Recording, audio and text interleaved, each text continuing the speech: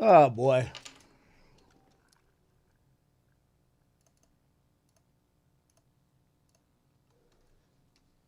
Yeah, Chad, I ain't gonna lie to you, man. Fucking, this snowstorm is going crazy. Like, we're having power outages in snowstorm?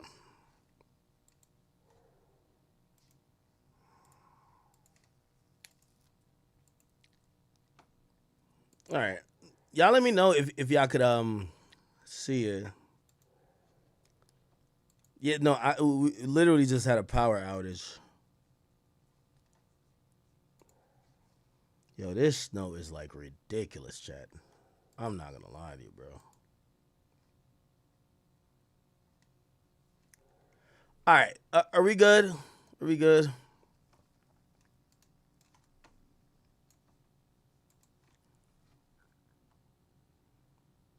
Oh shit, put the wrong thing on. All right, tell me, are we good? Now the power just went out real quick. I kid you not.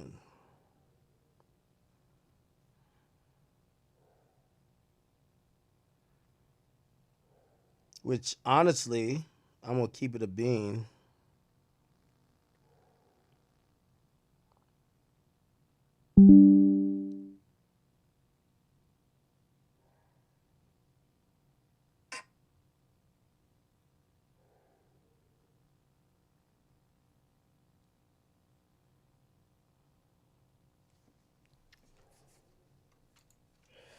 I'm hoping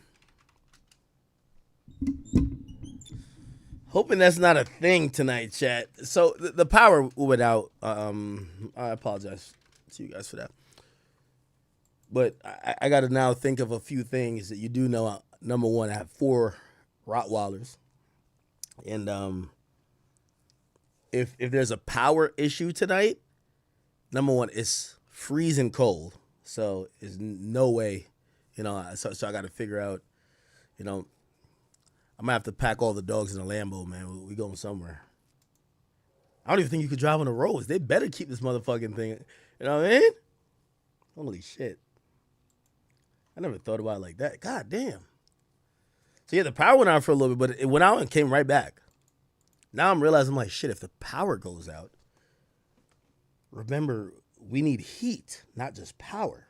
And heat is going to be working off of power. Wow. I know my dogs upstairs like, what the fuck is going on? Anyway. All right. Somebody said Jim Jones coming through the chimney. All right. You're arrested. I apologize for that. By the way, just to give you a heads up, if I do look a little bit like, like I'm not like paying attention, I am. I'm just trying to make a few accommodations if the power does go out. Remember, I have, I got lives to protect, right? Anyway, so we're kind of back at this, and that's where I believe we got cut out at. One of El Chapo's son flies into the United States from Mexico, and literally they're met, as you can see right here, by DEA agents who then take him into custody and take another drug trafficker into custody. And the confusing thing is, why would any drug trafficker willingly fly a private jet into the United States to turn themselves in? And also, why would they bring somebody else who might not know where they're going? And more questions like, someone like, maybe the pilot set it up and they didn't know where they were. Anyway, let's keep watching. Air 250 made a surprising landing at Doña Ana County Airport in New Mexico, just 20 miles from El Paso, Texas. On board were the pilot and 2 passengers. One of them was one of the most wanted criminals on Earth, 76-year-old Ismael El Mayo Zambada, the elusive founding leader of the Sinaloa cartel. He had lived in the shadows for decades and had never been imprisoned. The other passenger was 38-year-old Joaquin Guzman Lopez, known as El Güero Moreno. He is the son of Joaquin El Chapo Guzman and the least publicized of the Chapitos, who control a faction of the Sinaloa cartel. least publicized, Bronny James. Expected arrests captured the media's attention more than any event in the narco world since El Chapo Guzman's trial. Speculation exploded on social media. Some suggested they had surrendered, but the U.S. government's narrative claimed it was not a negotiation, but a formal arrest. El Mayo and Guzman Lopez join a growing list of Sinaloa cartel leaders and associates who the Justice Department is holding accountable in the United States. Then, El Mayo's American attorney, Frank Perez, added more spice to the story. He claimed that Guzman Lopez had kidnapped Zambada and brought him to the U.S. against his will. In the plane, there were snack leftovers, an oxygen mask, and spare zip ties, lending some trust to this version. But such a major betrayal would likely have sparked a violent conflict in Culiacan, which hasn't happened yet. What really happened? Was El Mayo actually betrayed? Or was it all a setup, with him negotiating with the U.S. government? We spoke with a dozen sources. Now, keep in mind, El Chapo locked up, convicted. Oviedo, the demon, locked up, supposedly working on a plea. The other two brothers locked up. This was the last remaining brother. Okay? And it appears that the family is going down as one. All right? And there's a thought that the U.S. probably wanted all the family, and maybe they could work out a plea, not with the dad, because they're going to say the dad is cooked. Remember, it's only one El Chapo. But the sons, they don't have that notoriety as like the dad, so maybe they could work something out with them. But it only works out if they don't do trial. They basically just like, you know, they all turn themselves in, kind of like, even though in Mexico it would look like bitch man, like, what, you turned yourself in? But if y'all all come over here and whatever, there's a chance. Now, it's some people are still saying that's not even a thing, because what they're charged with, even a favorable plea is like, hey, maybe one day you'll walk out of jail, but like you're pretty much spending the rest of your life in jail. And it's not comfortable jail like Mexican jail. This is like 24 max security jail. Like, you're never going to talk to your brothers again. You don't talk on the phone. Like, why would you turn, like, it's really confusing why people are saying, why would the last brother turn himself in? And also, why would he offer up another drug dealer if that's the case? If there is no wiggle room, like, you'll get in, you'll get out. Now, the whole thing about the plea deals, here we go.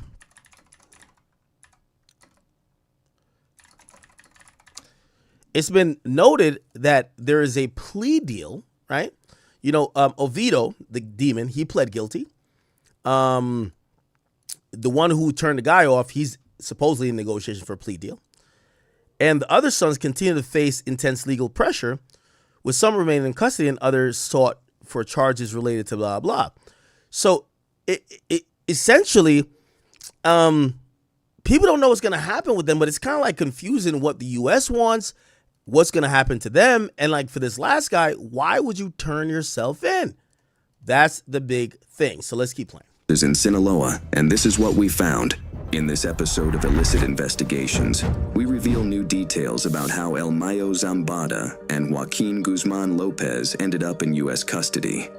We analyze the different versions about their journey from Sinaloa to New Mexico, and we expose a new threat that the Sinaloa cartel faces. Stay tuned.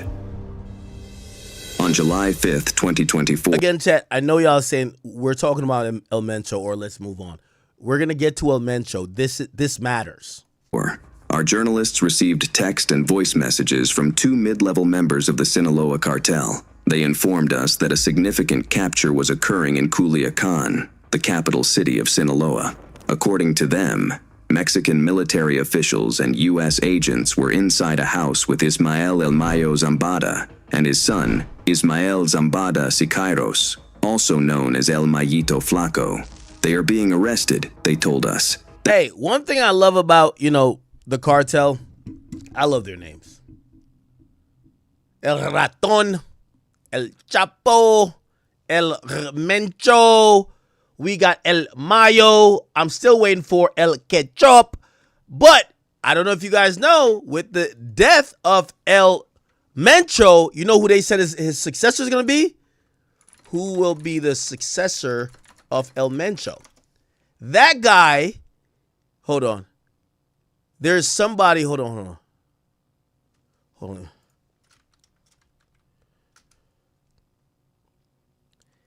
lot of people are speculating that the successor is going to be a guy named El Yogurt. El Yogurt. They're saying he might be the next kingpin. Okay, now this is kind of coming from Twitter, but they're saying the next kingpin might be meet El Yogurt. Okay, El Yogurt. 29-year-old logistic wizard who flipped his rival cartel Los Viagras. What? Los Viagras.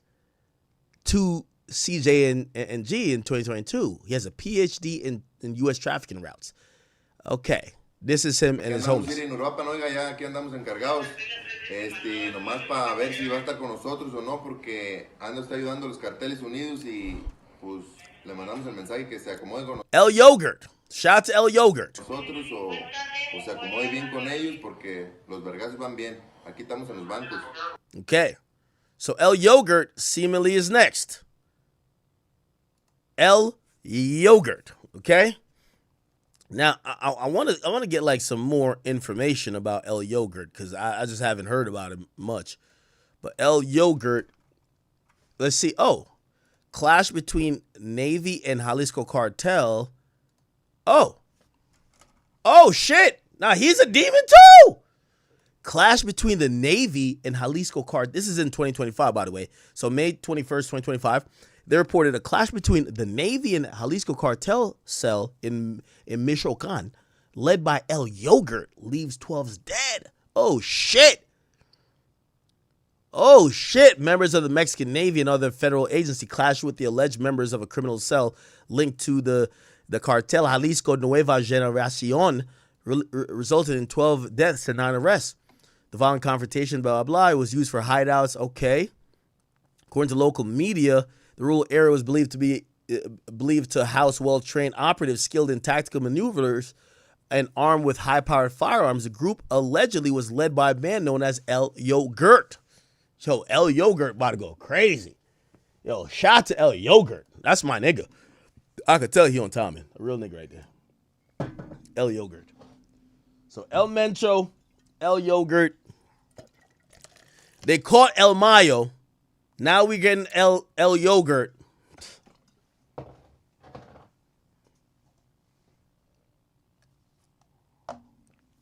I can't wait till we get El Sriracha. Oh, man. El Sriracha. Woo! It's gonna get there. El Ketchup. Yeah. El Tabasco. Oh, it's gonna go crazy. All right. So, all right. It said, what? It's an operation, Let's see what's going on here. Okay, so they locked up a couple of people. But El Yogurt is up next. Shout out to El Yogurt. All right, anyway, let's go back to this.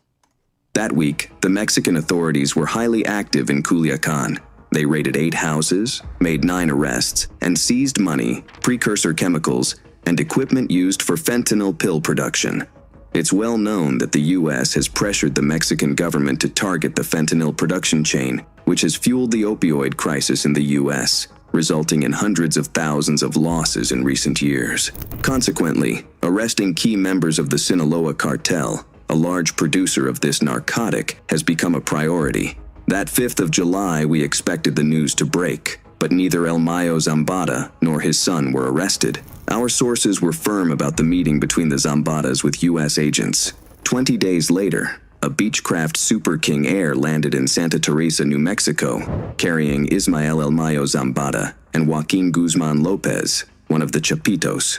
While Guzman Lopez was transferred to Chicago in a Department of Justice jet, where he faces 5 charges in a federal indictment, El Mayo Zambada remained in El Paso, Texas. He was sent to a county jail and presented in a federal court. The U.S. government's version, supported by Mexico, claims it was a formal... Now, this is important. Okay? I know y'all are saying, what does this have to do with El Mencho? I'm going to make this story make sense for y'all. But let's finish this video. 5 more minutes left, and I'm connecting it directly to what's happening and why El Mencho died.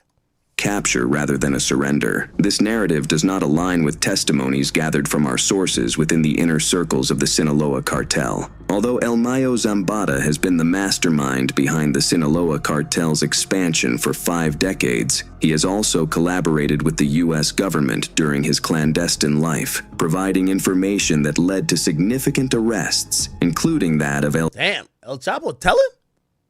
El Chapo Guzman in Mazatlan in 2000. Oh, no, it's not El Chapo. Who they say tell him?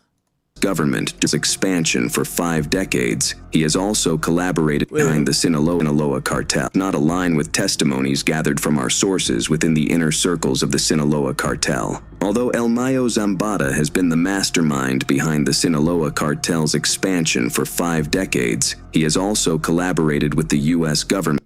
Oh, they're saying El Mayo was telling. Oh, shit. What?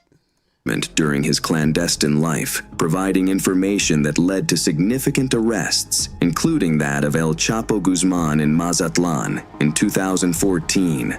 El Mayo had been in contact with U.S. agencies, including the DEA and CIA, for many years. Their communication has been sporadic rather than fluid, but Zambada has consistently sought direct contact with the U.S. government. The story that Joaquin Guzman Lopez lured El Mayo to a business meeting and then kidnapped him is pure fabrication. According to our sources, El Mayo had ceased attending meetings with the Chapitos over a year ago because of his health. All business dealings have been handled by his son, El Mayito Flaco.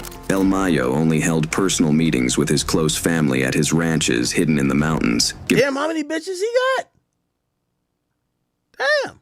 Direct instructions solely to them. He traveled occasionally to Culiacan, primarily for medical attention. For several months, El Mayo felt the end was approaching, and he wanted to say goodbye to his most beloved son, Vicente Zambada Niebla, who lives in the U.S. with his family under the Witness Protection Program. What?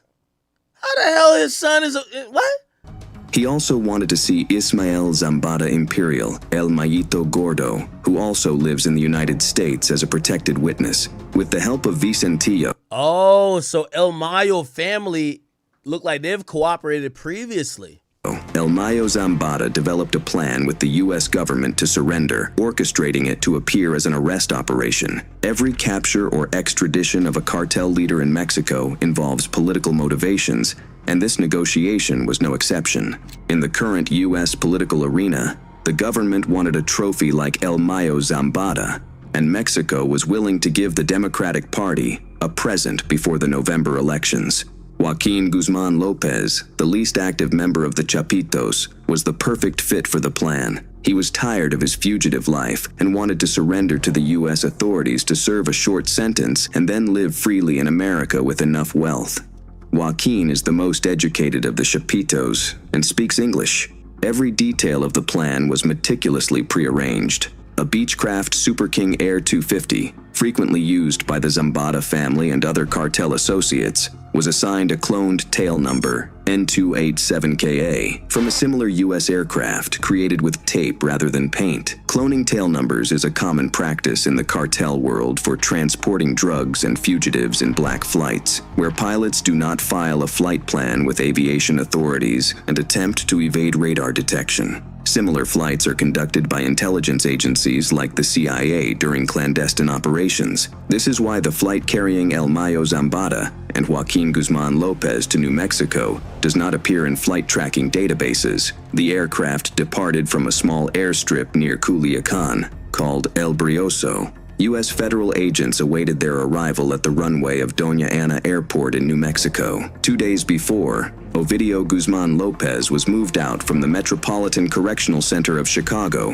where his brother Joaquin was going to be imprisoned. It was a win-win plan. The U.S. gained its trophy. El Mayo received preferential treatment by being sent to a county jail instead of a federal prison. Guzman Lopez initiated his cooperation deal, and the Mexican government turned a blind eye as a gesture to the Biden administration. The plan's details were finalized on July 5th in Culiacan, when El Mayo Zambada and El Mayito Flaco met with U.S. agents. El Mayo agreed to surrender, provide money and information, and spend his remaining days on U.S. soil close to his beloved sons Vicentillo and El Mayito Gordo. El Mayo discreetly bid farewell to his family in Culiacan days before boarding the plane. The U.S. government agreed to respect El Mayito Flaco's freedom as he is the current leading figure of the Zambada family. And without him, a war in Sinaloa would likely arise. What? Following the surrender of El Mayo Zambada and Joaquin Guzman Lopez, Culiacan has been calm.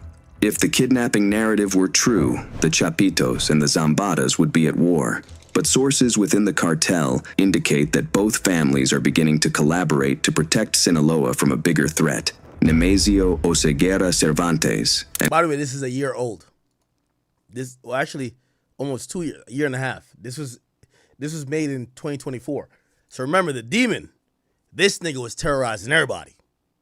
So basically, El Chapo's sons who ain't like that, and then the Zambadas, which is El Mayo, they was shook at this nigga. This nigga right here, this nigga was a demon.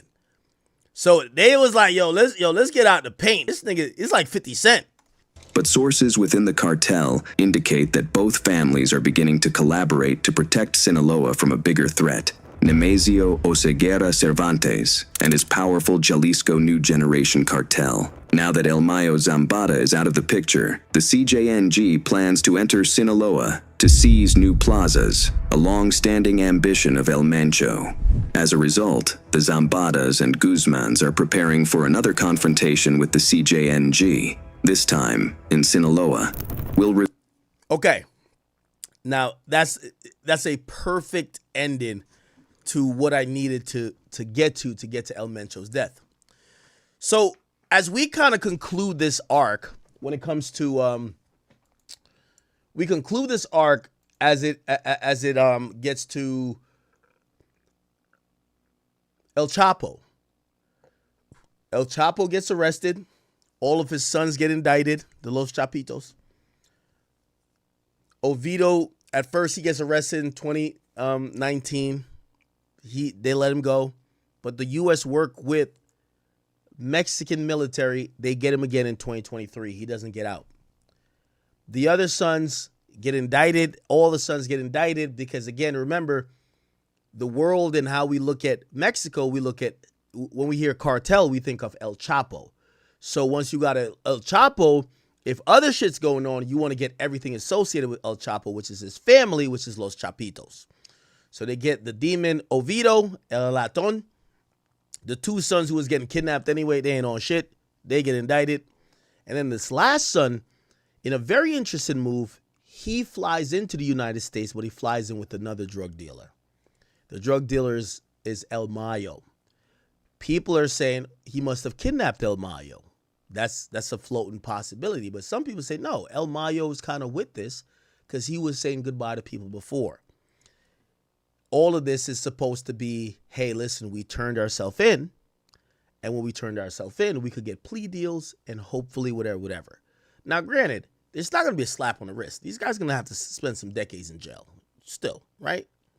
However, the U.S. isn't seeking death. They didn't. I don't know if they sought death with El Chapo, but I don't know how this is going to look in terms of a sentence. Will they get out like in 20 years? I don't know what this looks like. Okay, how does this matter to this guy on the screen, El Mencho? So El Mencho was a rising demon. He's Marlo, if we're thinking about this like The Wire. After he realized that Avon is in jail and you got Avon's kids running shit, they ain't really on shit. He's getting so much bread, he's doing his thing. He says, you know what? I'm about to go over there. I already kidnapped them two niggas. They pussy. I'm about to go over there and go fuck up these Sinaloa cartel Los Chapitos niggas. So the idea was that they were growing so big that they were going to step on Sinaloa. Okay? We see how they rocking with, they got all type of, paramilitary shit, right? Like I posted it so that was supposedly an impending part of what El Chapo's legacy, since he's out the way and his kid's out the way, they're expected. Now, granted, there are still people running Sinaloa, right? But it's a little bit fragmented.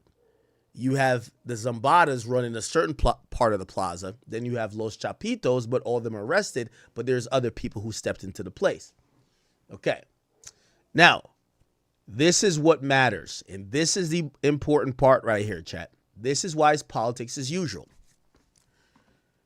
The biggest problem that happened from all of this is that, remember, the Mexican government, they're full of shit.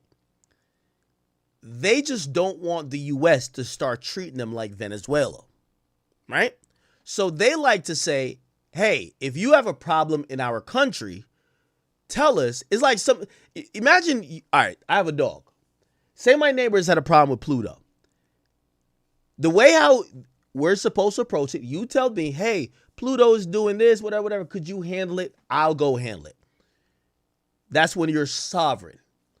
The moment they said, oh, your dog was doing that, so I went and handled it, you're Venezuela. So Mexico, their idea, even though most of the politicians are corrupt, is that when the U.S. got a problem, we'll handle it. Here's how it gets fucked up, people. Because the way how it's handled, and this is how the U.S. works with all these countries that have these narcotraficantes or whatever, right? Is that we say, hey, we want Pablo Escobar. And Colombia says, okay, we're going to give it to you. Well, like, it becomes like this thing and be like, hey, well, we have some charges here. And be like, well, we want him for us. And be like, well, hold on, we got to, and then after a while we get impatient. We're like, yo, we got an indictment. Yo, what's up? We give you 8. What's up? And it becomes tense. So what ends up happening with this video y'all just watched and why I had y'all watch it, right? Which is El Mayo and El Chapo's son turning themselves in, is that this was done without the Mexican government. And that's important. That's very important. I'm going to tell you why. Because these two drug traffickers who the government wanted, when the government usually gets a drug trafficker from Mexico, it's because we've put so much pressure and twisted the arm of the government that it becomes, hey, we're going to just give it to you that you could shut up. However, when we essentially, because we got half their family already, El Chapo and them, when we get them, when the U.S. gets them without the government looks weak. I'm going to tell you how weak they look. Now, in post, it's been accepted that, because El Mayo's lawyer is speaking, saying, hey, really, this really just a turning in. What happened is that the Mexican government is considering treason charges against Joaquin Guzman Lopez. And this tells you all you need to know about the country, right? So the son of El Chapo was apprehended, and it's prompting intense scrutiny. The government is saying, how come we weren't a part of the deal? Because remember, you don't want no nigga hopping your fence and go dealing with your backyard. You want to be the person say, okay, I'll go deal with it.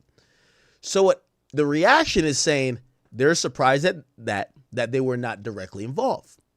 Now, what they're saying that they're going to bring charges against the Joaquin Guzman Lopez's son. And they're mentioning charges of treason. It says under a Mexico criminal code that defines what he did is treason. The law says treason is committed by those who illegally abduct a person and hand them over to another country. So the Mexican government, who we already know is corrupt, is tight that the drug traffickers, almost spilled, worked out their own deal. Okay? They worked out their own deal.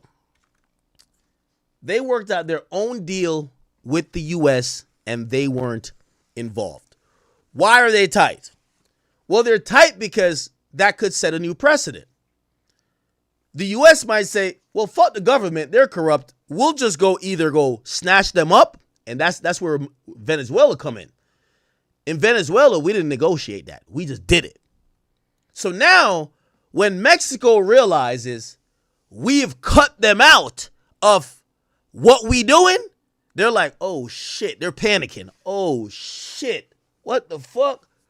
Wait, they not coming through us no more? When we go through them, they get to mitigate it. Say, oh, okay, all right, we're going to give them to you. That's how they did with El Chapo.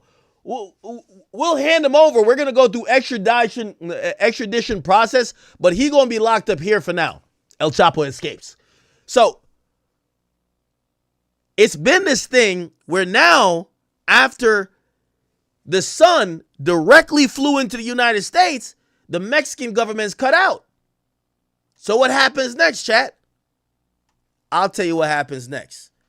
Trump is in office, and Trump is playing hardball with everybody. Trump tells Mexico, hey, we ain't fucking with none of y'all other countries. It's America first. We finna put a 25% tariffs. Okay? Let's see. Now, Mexico is our largest trade partner. Okay? We got cars that's made over there. They import a lot of things to the United States. Now, that was last year. On February 1st, it says Trump is imposing a tariff. Now, remember, Mexico ain't on shit. So, let me show you what Mexico does. Mexico responds. There's a political part. I'm going to get to that. And I'm going to try to do all this shit real quick. But the Mexican president responds to the tariff.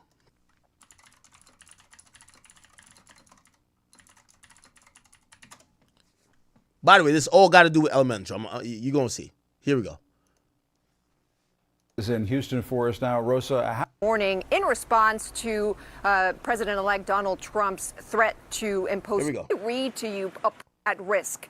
Now, the tone of this letter is very important because Mexico's president is not just talking about tariffs, about the economic relationship with the United States, but also the border relationship, southern border, given and also advocating 9% when it comes to his approach for these nations. The other. All right, hold on. Let me just. Por ello, So she makes this bullshit ass thing to say, hey, U.S., y'all want to play? This is why Trump, I like him as a president, because at the end of the day, my nigga, I know some of y'all acting like y'all live in Venezuela, but man, I live in the United States of America. Fuck them other niggas. Just straight up, I got to keep it a bean with y'all. I don't know what y'all niggas is on.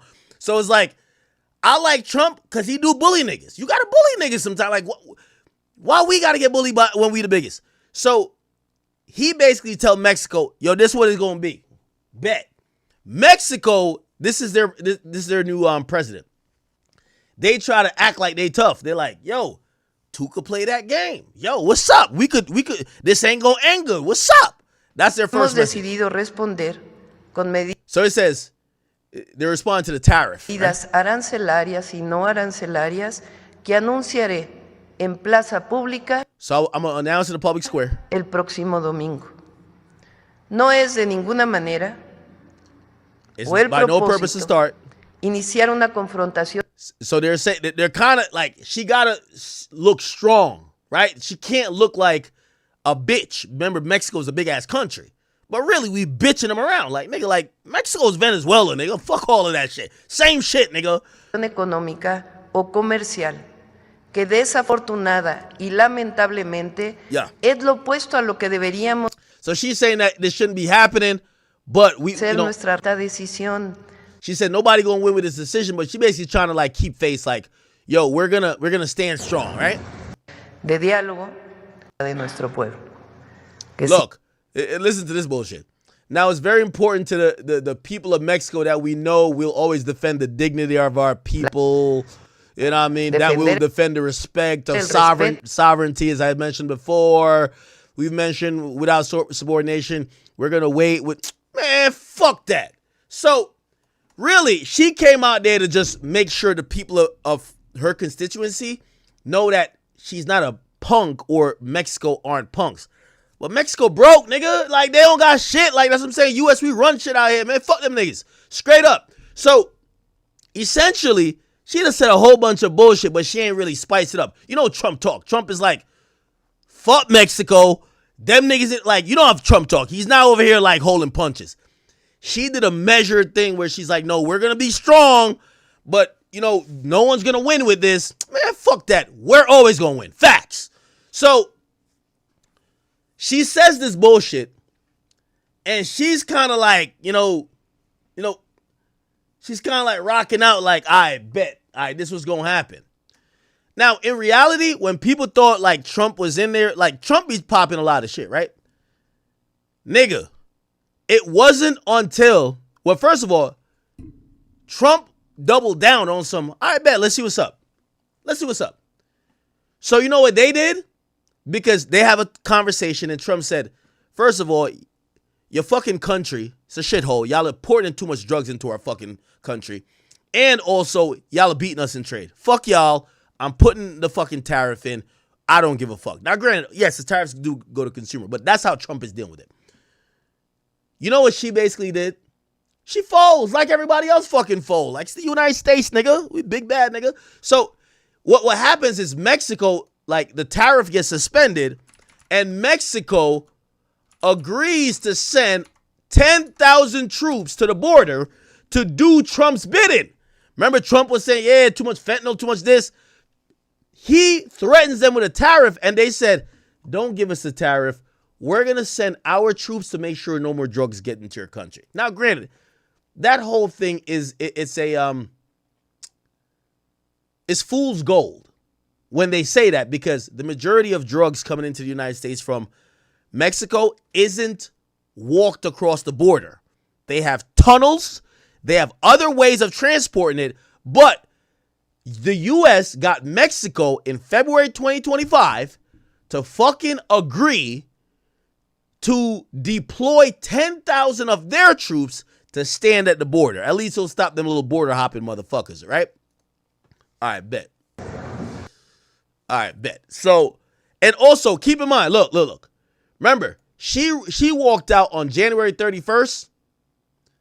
Remember, Trump was taking presidency that year, right? She walks out January 31st like, oh, I'm from Mexico. I'm we're going to stay strong. Nigga, look at the date. Wait, look at the date. Wait, where is it at? Wait, what the fuck?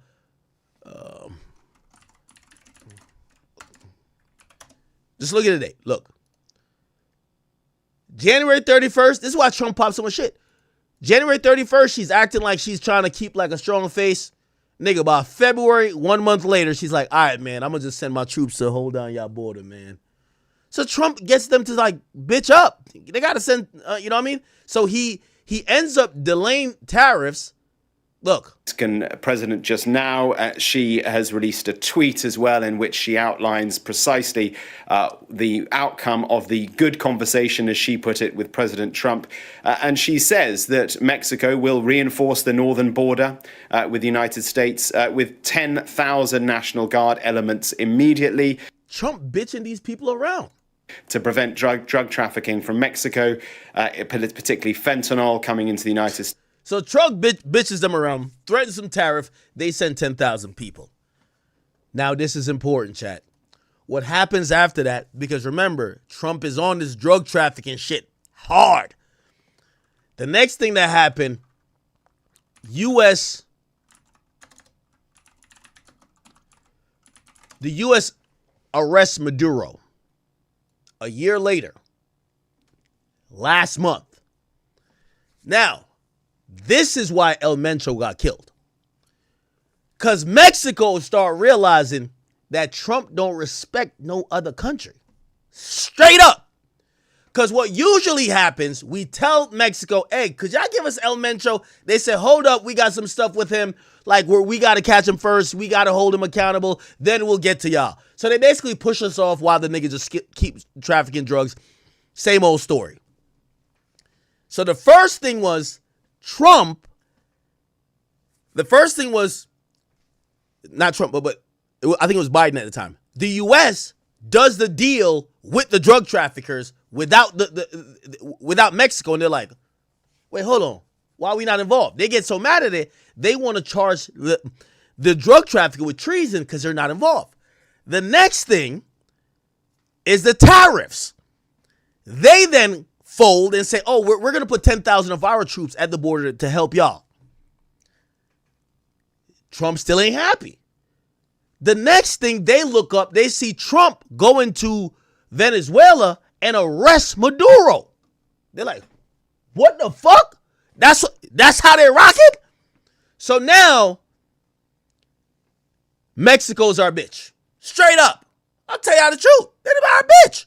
So now, they're down with us. And when we say, hey, yo, this El MENCHO nigga, we need him. Before they would have never given us this nigga. They devised a strategy, they wouldn't even kill him. Remember, like, yo, the U.S. is showing videos like, yo, we just dropped a bomb on this boat. Like, yo, the U.S. been on some wild shit recently. Like, if y'all been traveling, do not go to Cancun. Stay away from a lot of these other countries. We're bullying niggas this year. And you're an American citizen with that little passport that you think is a fucking golden card. You might go to one of these countries and get it done to you. Trust me, we're bullying niggas this year. Make sure you know that. I'm not going to Mexico for 2 years, straight up. I'm letting y'all niggas know. Good. Somebody texted me and said, like, yeah, should I go to Mexico? I said, go on your own risk, nigga.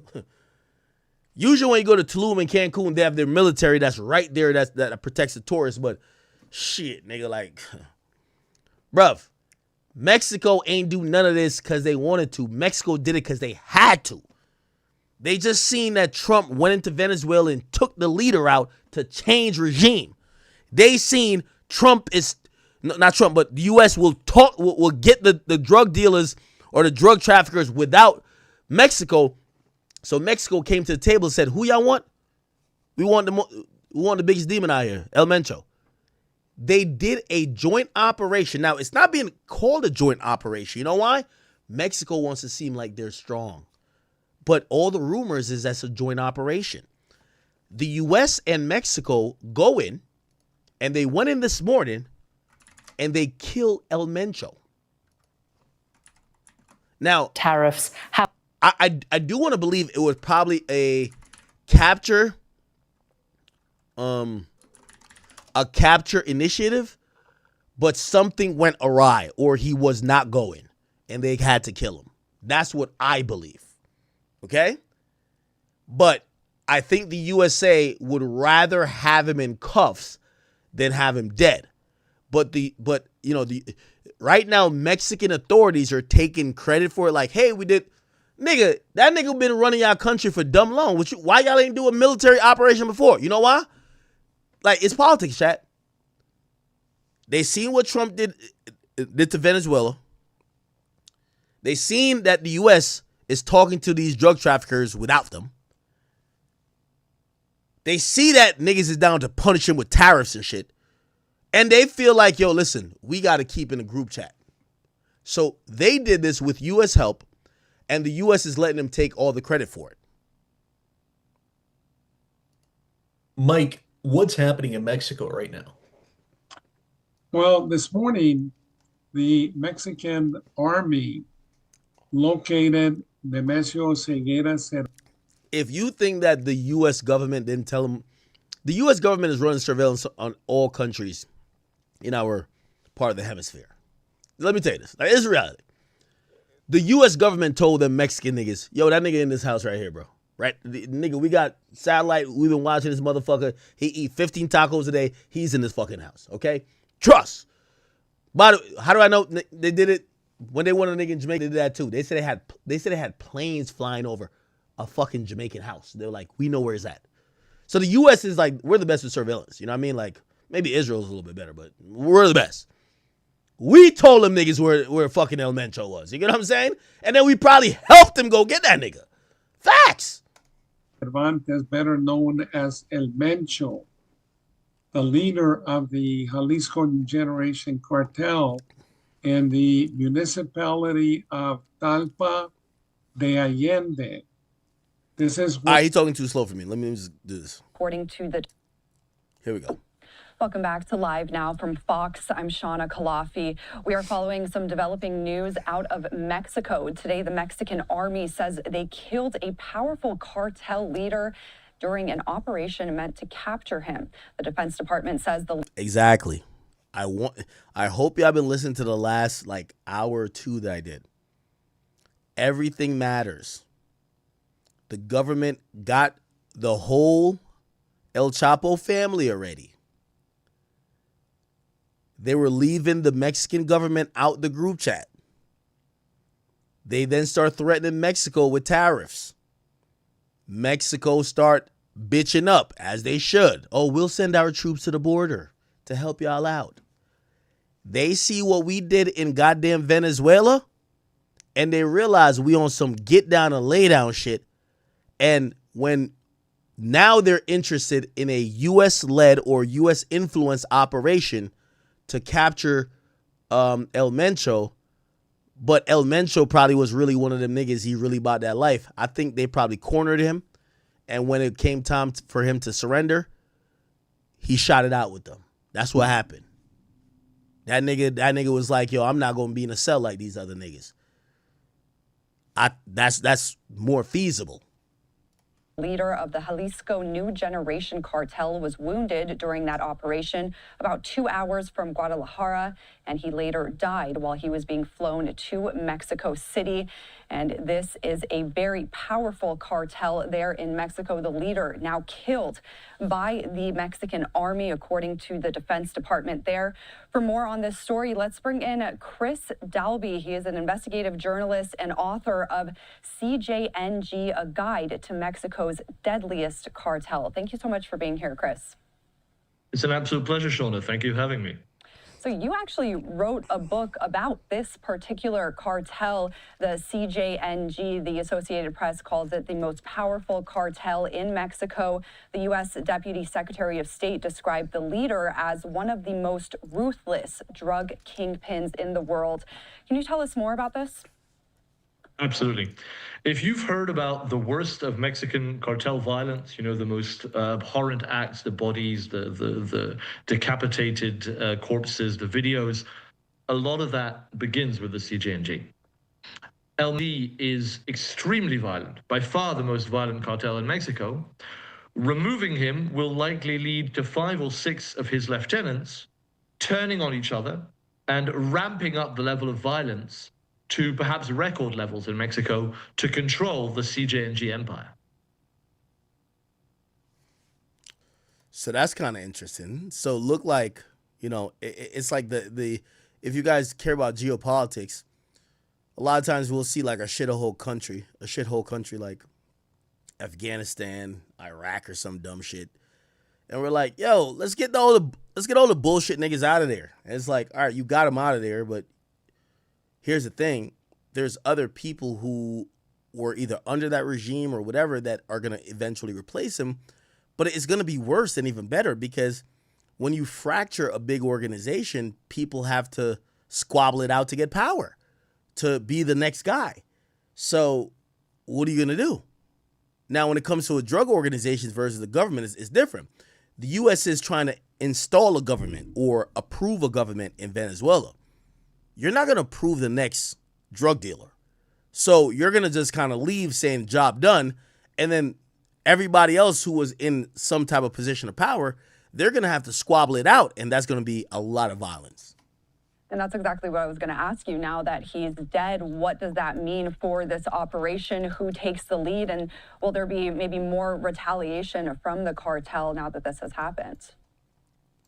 You know, President Trump has rightly designated Mexican cartels as terrorist organizations. And El MENCHO had a bounty on his head of $50 million. Oh, that was another thing. So President Trump designates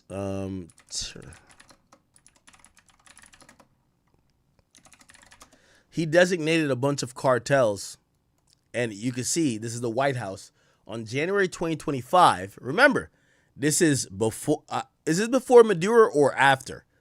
But he designates a bunch of cartel organizations and foreign terrorist organizations. Look, let's see the ones he designated. It says that a cartel. Oh, hold on. And all we got to do is kind of Google it.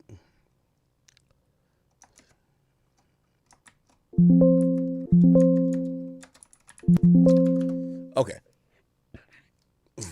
I don't think he names it unless maybe I'm tripping. But essentially,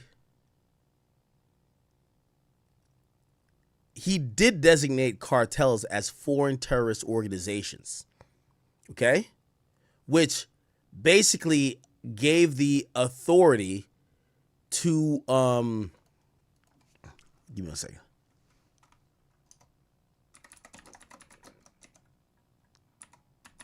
Which gave the authority that they could treat them like they could bomb their ass. You feel me? Like it was on some other shit. So basically, once you've designated an organization as a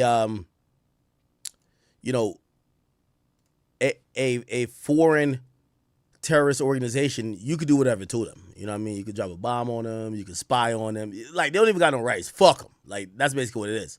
So, look, they did MS-13. It said Sinaloa Cartel. And then right here, they designated the CJNG, which is the cartel Jalisco Nueva Generation. Says a transnational organization with a presence in nearly every part of Mexico. In addition to trafficking fentanyl, the group engages in extortion, migrant smuggling, oil and mineral theft, as well as weapons trade. The group has contacts across the Americas as well in Australia, China, and Southeast Asia. They have conducted intimidating acts of violence, including the attacks on Mexican police and military with military weapon grade, the use of drones to drop explosives on Mexican law enforcement, and assassinations or attempts. Okay. So they classified not only the Sinaloa cartel, which how many of them still exist, but CJNG, that's the hot group. And I think Mexico took note of this, right? Mexico took note of this, and I'm telling you, Mexico been folding like a lawn chair. They know what type of time Trump is on, and they're down to give Trump what they want. You know why? Mexico is scared that we do to Mexico what we did to Venezuela. And I know some people will be like, oh, that will never happen. Bro, if you think Mexico don't, like, we kind of let them do their thing, but, like, if we want a nigga out of Mexico, we're getting that nigga out of Mexico, man. Like, Mexico ain't on shit. Like, they're not telling us nothing. Seriously. So, again, that's kind of what happened, all right? Anyway, not to kind of drag it here. All right, so he dies. Let me play you some of the after effects of what's happened since he died, okay? Just watch this. There's a lot of violence. So they're burning up buses. They're doing a lot. Let me see. We begin with breaking news. Across much of the from the U.S. Beautiful, wonderful Puerto Vallarta. Flights to Mexico for balcony. Multiple fires popping up from different directions. Sorry. As Americans who are already there are being warned to shelter in place. I'm devastated, scared, and then we don't know if we're going to make it out of here. Calling Fox 10 from Guadalajara, Mexico, Salida Ponce from Maricopa says she's terrified. It's just like a war, like, oh my God, the attacks were horrible. A day of violence erupting in Mexico after a military operation led to the death of a cartel leader.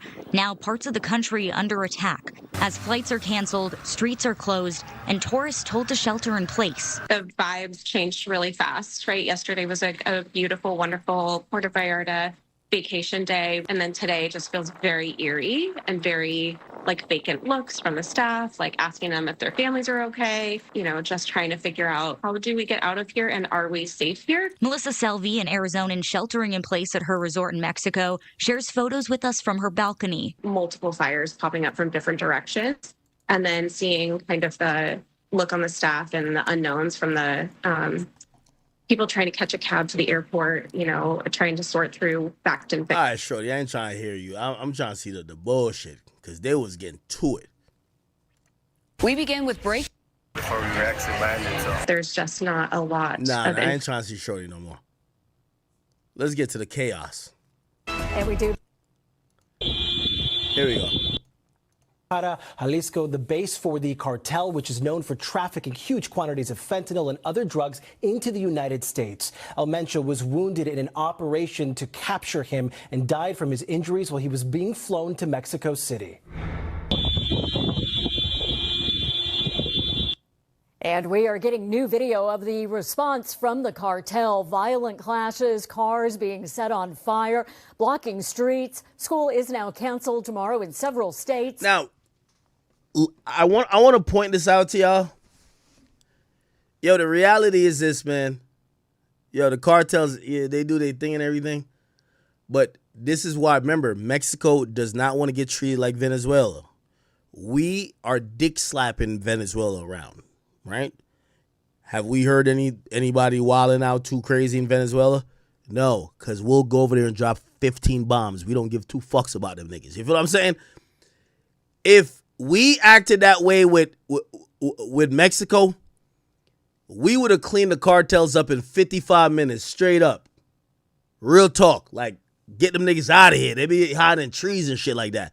But the Mexican government, they claim they got it, so we let them do their thing. Listen, man, you send 45 ICE niggas over there, man, that shit's a wrap. Facts. You know what I mean? So, like, when we be watching this shit, it's because them niggas ain't really like that. You get what I'm saying? So the U.S. is watching it. It ain't our country. So we like, all right, man, at least we got the nigga we wanted. But y'all good?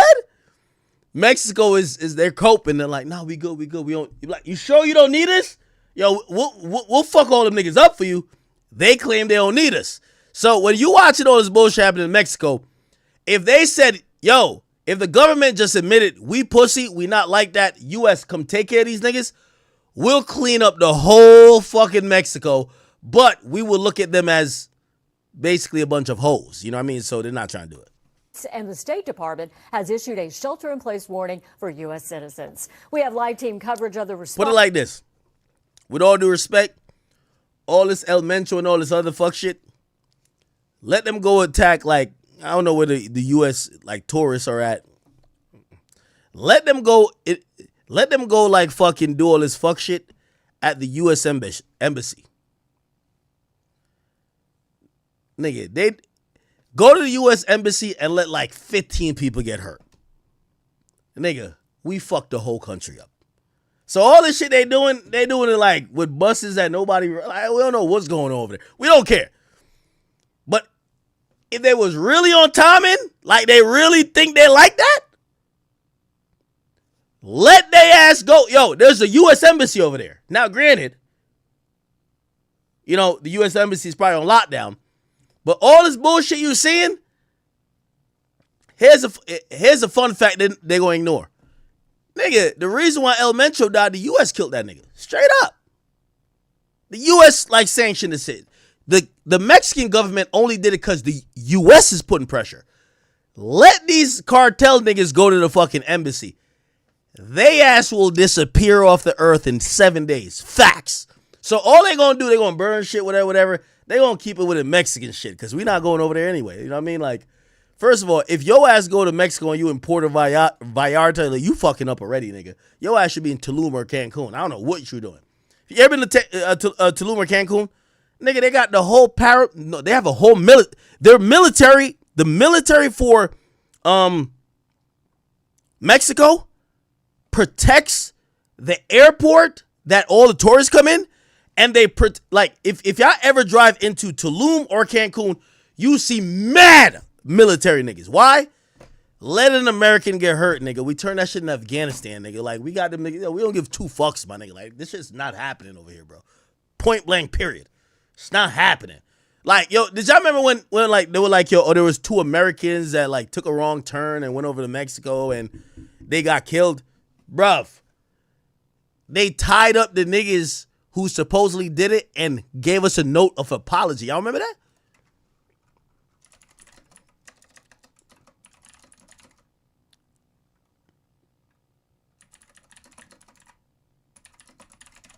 Y'all remember this shit? So all this shit y'all seen, look, they tied them bitch ass niggas up, man. Be like, yo, bruv. And they give a note. I'm sorry. Look, cartel claims claims to hand over members behind the killing of Americans. Nigga, they gave a note, nigga. Like, I'm not playing, nigga. They gave a note. Like, them niggas wrote a note, nigga. Them niggas don't want no smoke. That's facts. So, like, whatever they got going on over there, y'all watching, man, they know who to fuck with, nigga. Straight up. They bring that shit by the embassy, nigga. Trump dropped three bombs over there, nigga. Niggas start acting right. Facts. We're not playing with these niggas. Straight up. This is what I'm telling you. Like, listen, be happy we in the United States of America, man. Look at this shit. I just want to hear you. You see how they wilding out? I want you to hear this shit. Listen. Questions about why 4 Americans went to Mexico only. And these are black people they killed. Imagine they killed some white boys. Oh my God. Nigga, we might turn all the Mexicans, no disrespect, we might turn all the Mexicans into slaves. Straight up. You killed 4 white people? Oh, hell no. Fuck no.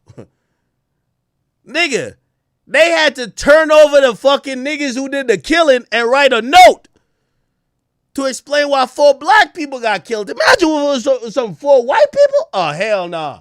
It's over for them Mexican niggas. They be working the cornfields for life. Straight up. To end up kidnapped by a major cocaine cartel. The Gulf Cartel, just allegedly Gulf Cartel. Remember I told you about him? Apologized, if you can believe that. Them niggas apologized, bro. Listen to this.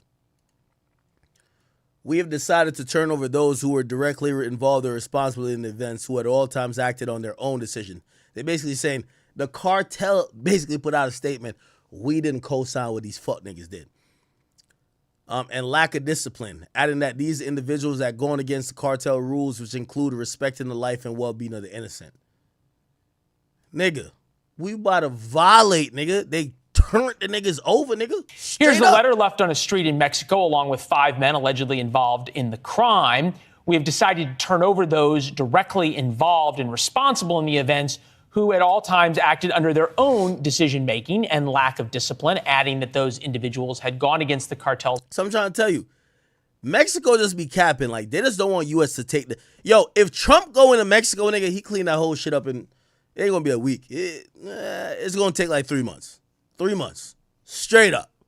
Rules which include respecting the life and well-being of the innocent. Jorge Ventura just crossed back into the United States from cartel-controlled territory in northern Mexico. All right, Jorge, I mean, we can all agree that this is pretty rich if this did even come from the cartels themselves. But do they somehow view the events of the past couple days as a threat to their business? That's the feeling actually on the ground, Leland. Speaking to sources, they're saying that if this is true, it's because they're feeling that wrath from Washington, D.C., the pressure from the U.S. government. But right now, Leland, just last night, the story really just took that bizarre turn. I mean, so far, only one individual has been arrested connected to this crime. It's a 24-year-old Mexican national. But yesterday, 5 individuals turned over by the Gulf Cartel. They were found with the zip ties. They were found with the note. And Gulf Cartel... They zip tied the niggas on the side of the street with a note, bro. Yo, the cartel wanted no fucking smoke, bro. Gulf Cartel hands over 5 people, 5 kidnappers, yeah. And honestly, so the story goes, chat, these Americans took a wrong turn. They ran to these people. These people thought they were like kind of ops or like they were up to something or they were trafficking drugs for somebody else. They ended up killing them. And these are the niggas the cartel zip-tied nigga and said, yo, my bad for doing that. Take these bozos right here. They're the ones who did it. Gangster. That's what I keep trying to tell y'all, man. Y'all better be happy I live in the United States. Yo, all this cartel shit we talking about, they sounding big and bad. Nigga, they killed 4 black people, nigga. They had to turn over 5 niggas, write a note, and you know America don't forget. We probably still on their ass. Just a matter of time. This nigga smiling too much. We might have to get him out of here. Real talk. Straight up. Who are these niggas? Yeah. Oh, yeah. A letter left with the cartel gunman that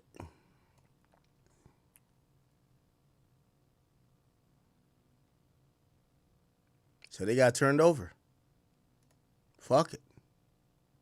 Is claiming responsibility for turning those men in. But as of right now, though, Leland, Mexican law enforcement have not confirmed that those 5 men are connected to that crime. So we have to wait and see. But it's just a really bizarre situation. I've been covering the cartel for the last few years. I don't remember anything quite like this. It reminds me a little bit of when I was in the Middle East and the terrorist organizations, somehow something would happen. They got them a lot of bad PR, like what happened to the cartels on this one. And they'd turn over people, or they'd come out and they say, hey, we're really sorry, or whatever, because it was a threat to them in a different way. This goes even more to... All right, man. Basically, I just pointed that out to be like, yo, this is why, like, I see sometimes, yo, we be beefing in the United States about, oh, you like Hillary, you like this, you like that. My nigga, just be glad you don't live in Mexico, Afghanistan, and other other countries, man. Because, like, I'm going to tell you, like, this fuck shit that we watching online can't happen here, bro. And them other countries, they ain't like that when it comes to us. We bully all of them. Nigga, we walk over, like, nigga, they knew what the fuck we was about to do to Mexico. Nigga, they turned the niggas, they zip-tied their own niggas. Yo, take them niggas, bro. We don't want them. They zip-tied the niggas, bro. They zip-tied the niggas and sent them here. Come on, bro. Anyway, let me show you some of the mayhem behind this, and I'm showing y'all this because I'm like, yeah, this shit ain't gonna motherfucking happen in no goddamn America. So just for anybody, yo, what the fuck? All right, a little bit, warning, trigger warning. I don't know what I'm looking at. Somebody sent me this page. They said this is a what? Footage of a Sicario firing at 2 immobilized National Guard vehicles from today.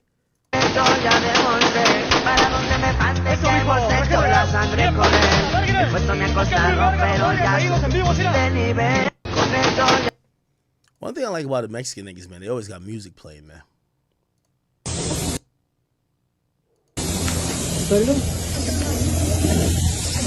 Alright, I don't want to see no gory shit, but... Oh, they burning the Costco?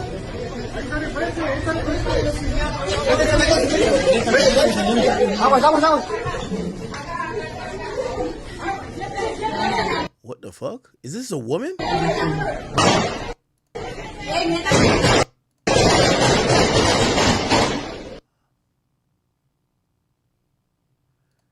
Yo, hey, shorty from Mexico, man, just call Trump, bro. That nigga gonna make sure everything good, nigga.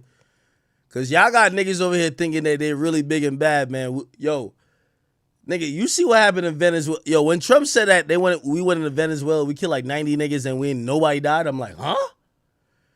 Bruh, you know what happened in Venezuela, right? They said we smoked like 30 of the niggas that was with like Maduro. Nobody even talk about him. We just heard they were Cuban. Nobody talk about him. They're like, yeah, we had a couple scratches and nigga like stubbed his toe. Wait, that's the only damages we had? Like, yeah, we smoked them niggas. What's the problem? Trust me. America be on some shit. All right. Okay. Let me see what they do in the Costco.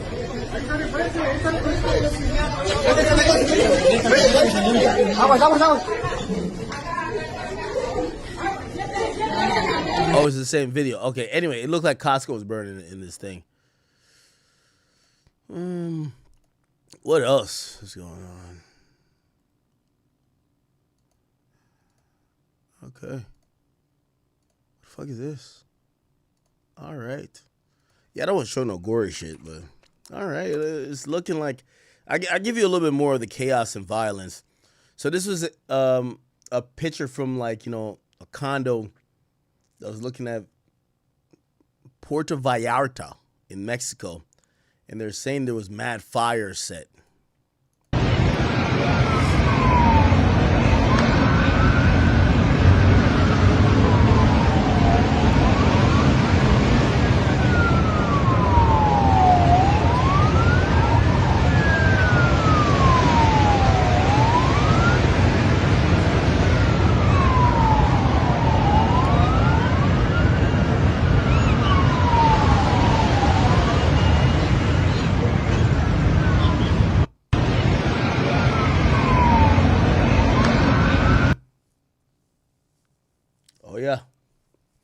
Oh, whoever who sent me this, I'll shout you out. Leonardo, thank you for this. Now, remember I showed y'all that thing before earlier about when it comes to like when they were capturing El Chapo's son, and the first time they captured him, they just let his ass go. They was like mad cool with him, like here's the phone. Could you text the other niggas not to fuck us up no more? So when the U.S. got involved, somebody sent me that clip. It was what's it called? Luis Chaparro Oviedo house. Okay. So yeah, there's a raid video, I think. Is this a house?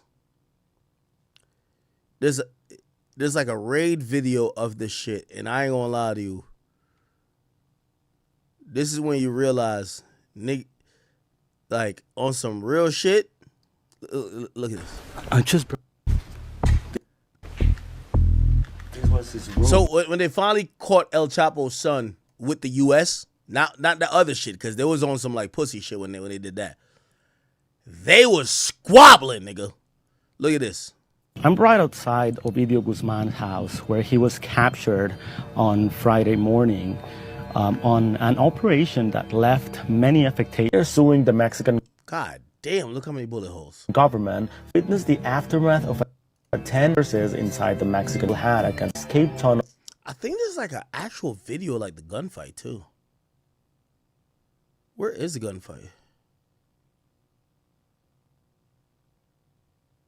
I think it's 2023.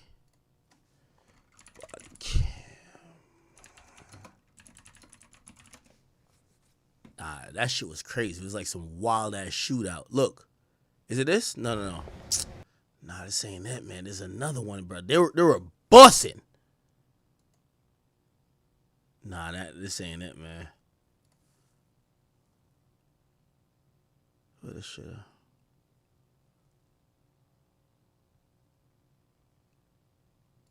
Look. Chaos erupting in Mexico right now after Ovidio Guzman, the son of famed incarcerated drug lord El. Let me see. Where can we see the video though? It's not 2019. It's 2023. That's not it either. Fuck. I know what this person is talking about because I've seen it before. It's the final raid. I just want to show you when Mexico go for a nigga. You saw they were nice to that nigga. This is what happened when the U.S. come in. U.S. All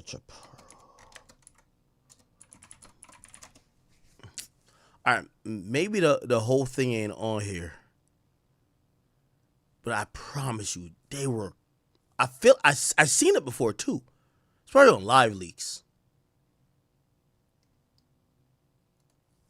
Mom. Here we go. Came in house, so I'm gonna have to leave pretty quick.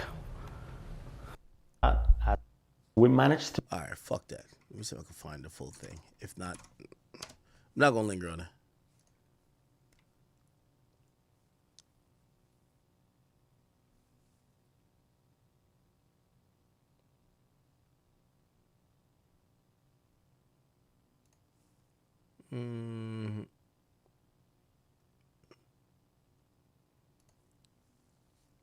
I'm right outside Ovidio Guzman. Okay. All right. So I think I'm gonna have to go on a website that shows too much, because I think there's a military view of it. I remember watching it. House where he was captured on Friday morning on an operation down in Sinaloa.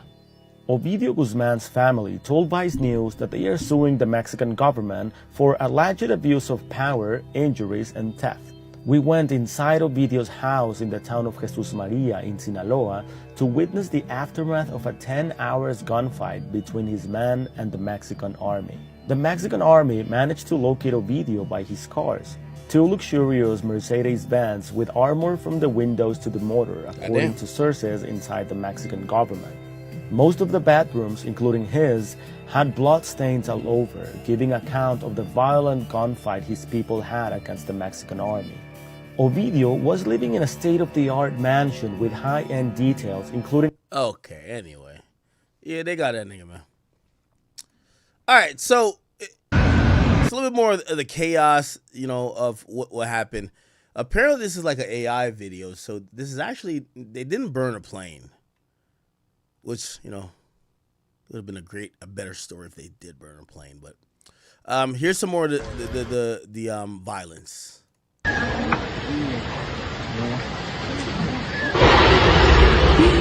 No, las casas de ahí se deben de retirar.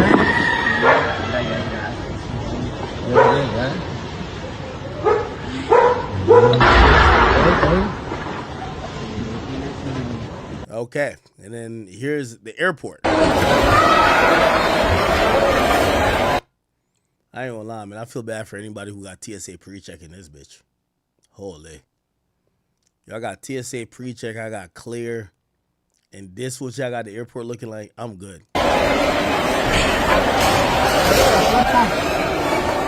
No mames. ¿Están bien?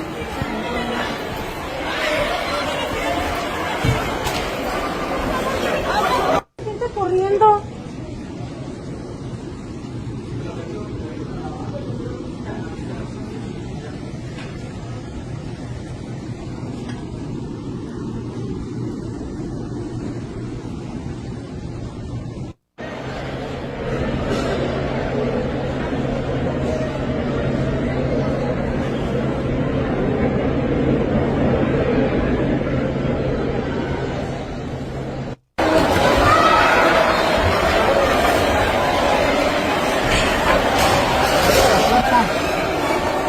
No mames. ¿Están bien?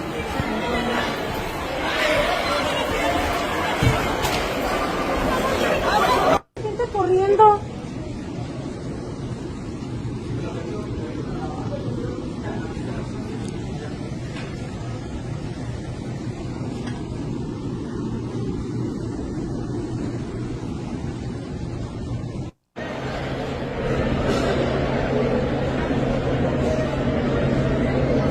All right. Wow, that's a lot.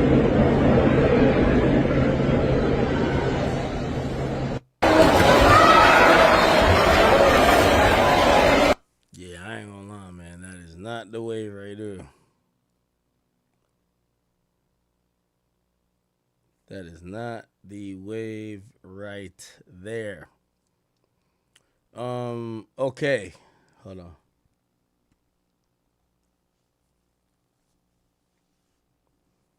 Let me just see if there's anything else I'm missing. Hold on.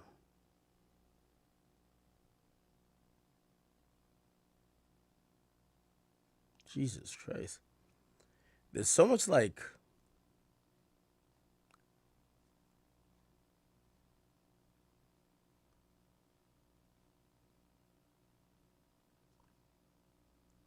Okay. Let me just go to my page and then we'll move on to some other topics. I apologize. I feel like we are dragging a little bit. You know, it is what it is. But this is the biggest topic. This is Dan Dix here reporting for Press for Truth, coming at you here live in Puerto Vallarta, Mexico. Just had the... What's the point of these niggas doing shit like this? Yo, this is Anderson Cooper. I'm like right here. Bin Laden's in the building behind me. Nigga, get the fuck on out of there, nigga. Like, put it like this. Brother, you'll get more views being in the comfort of your own home like me. What are you doing? What the fuck are you doing? Military driving past me, and as I understand it, I should not be around anywhere where the police or the military are, because they are the target right now. As you can see, this whole place is like deserted right now because there's burning cars back there, burning cars right here still smoldering. And the situation is incredibly intense. As I'm sure you've already heard, there was a top drug lord cartel member, MENCHO, who has been killed. I believe there was a $15 million bounty on this man's head, and he is now dead. And that has caused this whole situation to pop off. The place looks like an absolute war zone right now, folks. Cartel has been setting up blockades in the streets, stopping cars. A whole bus was set on fire. You've got cartel members who literally look like the military. These guys are serious. These guys mean business. Costco was set on fire. A hospital was under attack, people running for their lives. There was the Guadalajara airport that was under attack. People literally running all over the place, screaming and crying. The Puerto Vallarta airport as well has had a big scare. A lot of people were evacuated on the tarmac, surrounding all over the place. Cars being lit on fire everywhere. And, I've been posting those to my Twitter, Dan Dix PFT. A lot of people have been re-uploading the footage and just saying, look at this footage a tourist got. These guys are the guys who are being targeted by the cartel members. So very, very intense situation popping off. All right, man. Anything else? I think not. Let's pray for,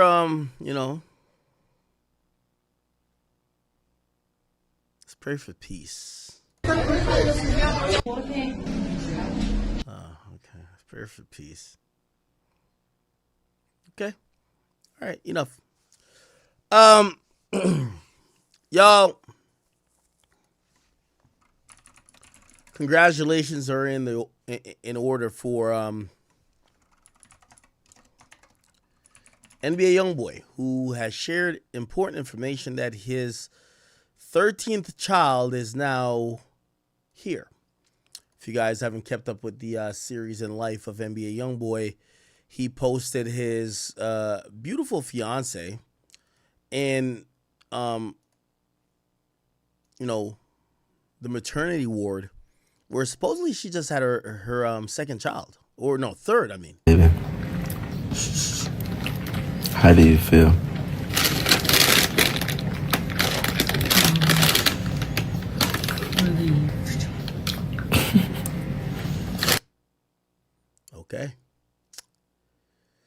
Okay. Shots from the Drake left. So NBA YoungBoy has his 13th kid.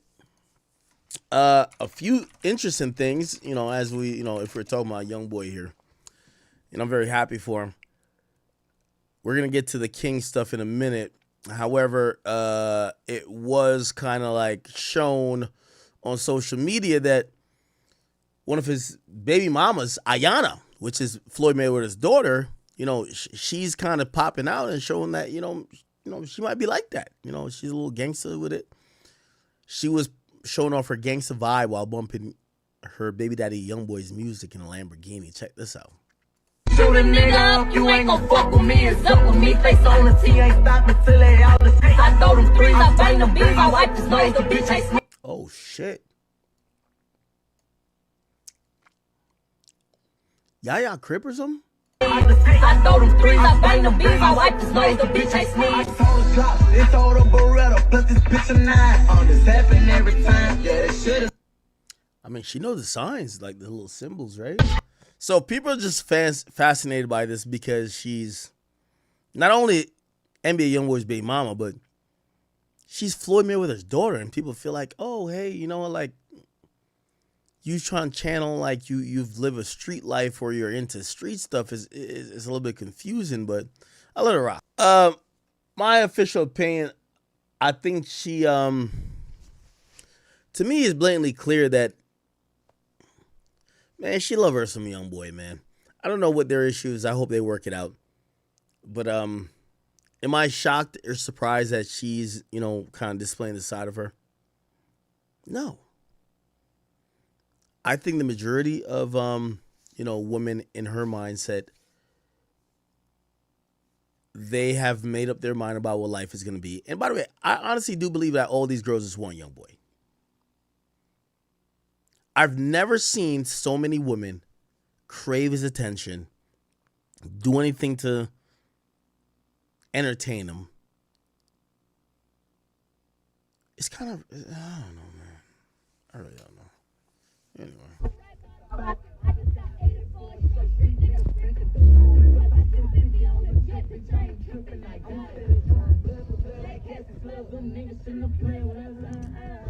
Okay. So, I feel like that's the somebody sent me a video, and I know I gotta get all the YoungBoy topics in right now. or else, I don't know. Because these motherfuckers were so upset at me because they claim that I'm like lying. I don't know what people actually. Hold on.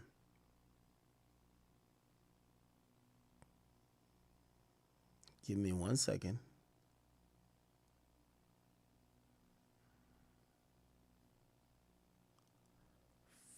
Fuck.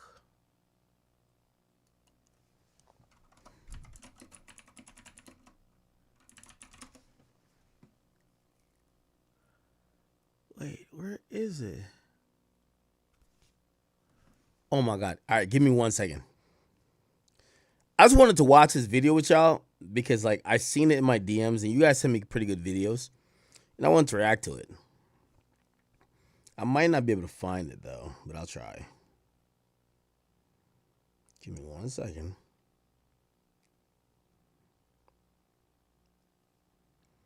Give me 1 second.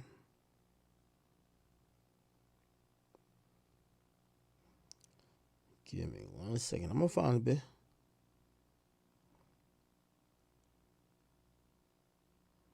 No. Okay, Jesus Christ. I'm trying. Okay, I'm gonna get to that.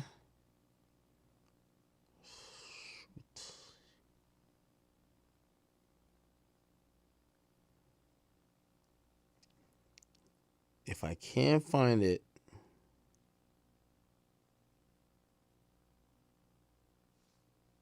is this it? No. Give me 1 second, chat. I'm really looking for this video for y'all. It supposedly has, you know, to do with YB.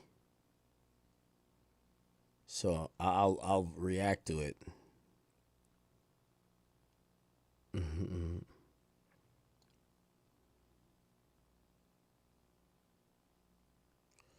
Oh yeah. Oh, I gotta put that song. Yeah, I really read all my DMs. Remember when I was telling you about like, yo, how parties these days nobody dances with each other? I was like, yo, I wanted to show you like a Jamaican party to show you how niggas be getting it in. Is it this the page? This is like the perfect thing. Like, yo, what? Yo, you go to a like an American party right now. Like, this is them right here. This is them right here, sir. Hold on.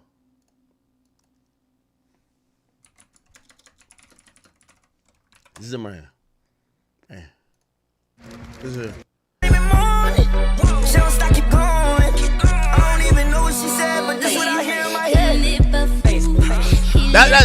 That's how the backdoor ties and all these niggas dancing.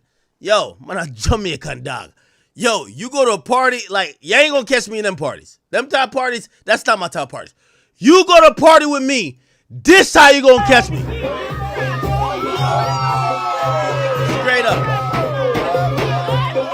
Straight up. Straight up. Straight up. I'm sorry. Pasa vibes. Straight up. I ain't got no time to be winding up my waist, tapping my hips. None of that. None of that. None of that. Snap it. None of that. Straight up. Only acrobatic moves I'm doing are running start. Bumba dog. Straight up.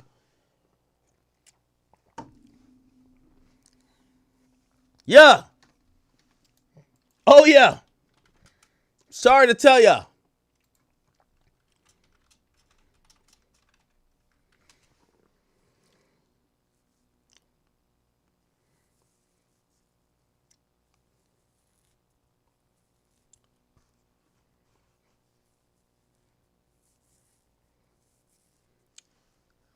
Let me tell you this.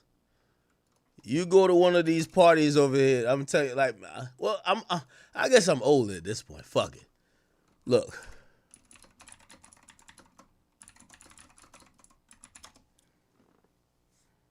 This is all I'm going to tell you. This is how they did it. Know what she said, 'cause it's form. And she got it done. Me no not them type of dancer, dog. No, sir. No, not at all, dog. Like the way she forms. And she gon' perform it. Nah, I ain't into this bumbo cloud shit. The same morning. She don't stop, keep going. I don't even know what she said, but this what I hear in my head. Nah, I ain't into that. Catch me right. Wait, hold on. Catch me right here. This is my type of shit.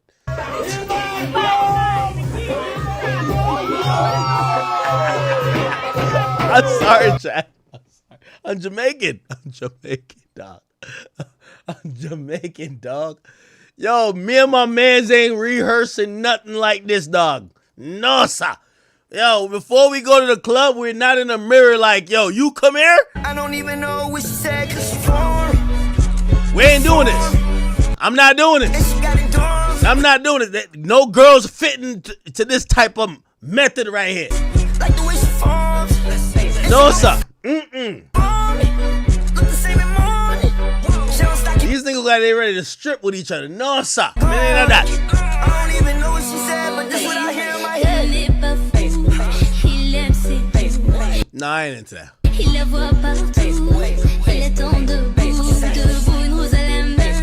No, sir. You catch me at a party straight like this. Straight up. All right, my bad, boy. All right, what were you talking about? All right, chat. Like, hold on. Okay.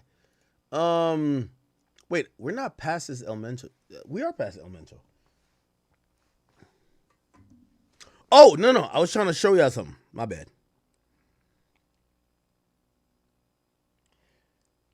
This is how I watch every video type shit. I just gotta find it. Give me 1 second. I'm gonna find it for real.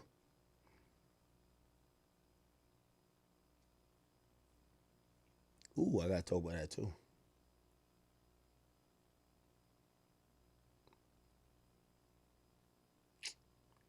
Give me 1 second. I'm gonna really find a bit. Fuck. Might be clipped.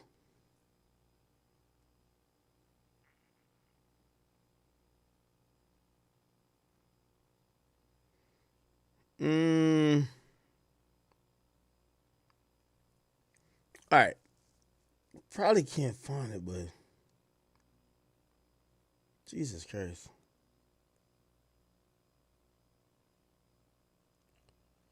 All right, whatever. I can't find it. I forgot what it was about, though. It wasn't some Mexican shit. It was, All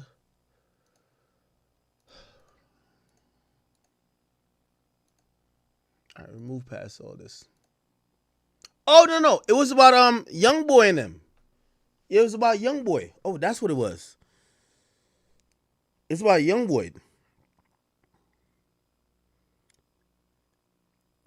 Y'all DM me a lot, so like, my bad. I'm gonna find it.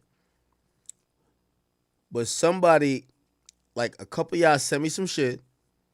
Oh, we're gonna react to Lex Wexner's deposition after. Lex Wexner. Well, after I'm done doing this, y'all can tell me if y'all want me to get into 50 and what's the name? Because I know some of y'all want hip hop shit, so we could always do that. Where is it? All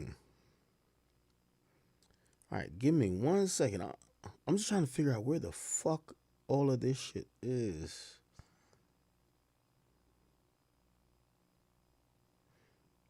Give me 1 second. I know y'all tight.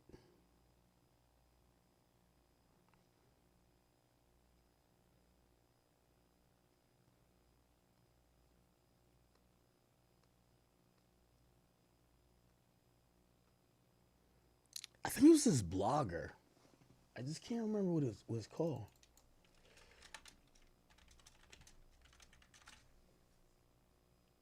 And I want to give them credit because someone sent me their video and like they were going off on a whole tangent They're like, yeah, nah, academics is trying to like, really get it, but he don't understand. I'm like, all right, nigga, like, what the fuck? You explain it. Probably not that big of a deal.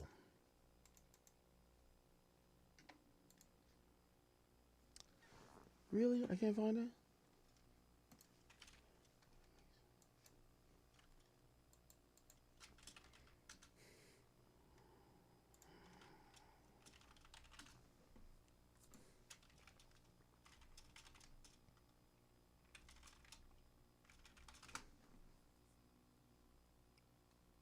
Is it this?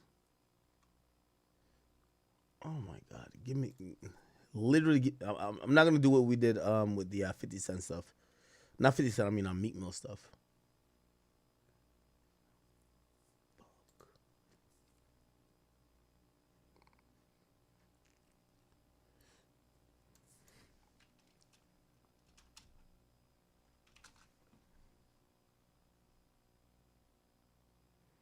It's not there.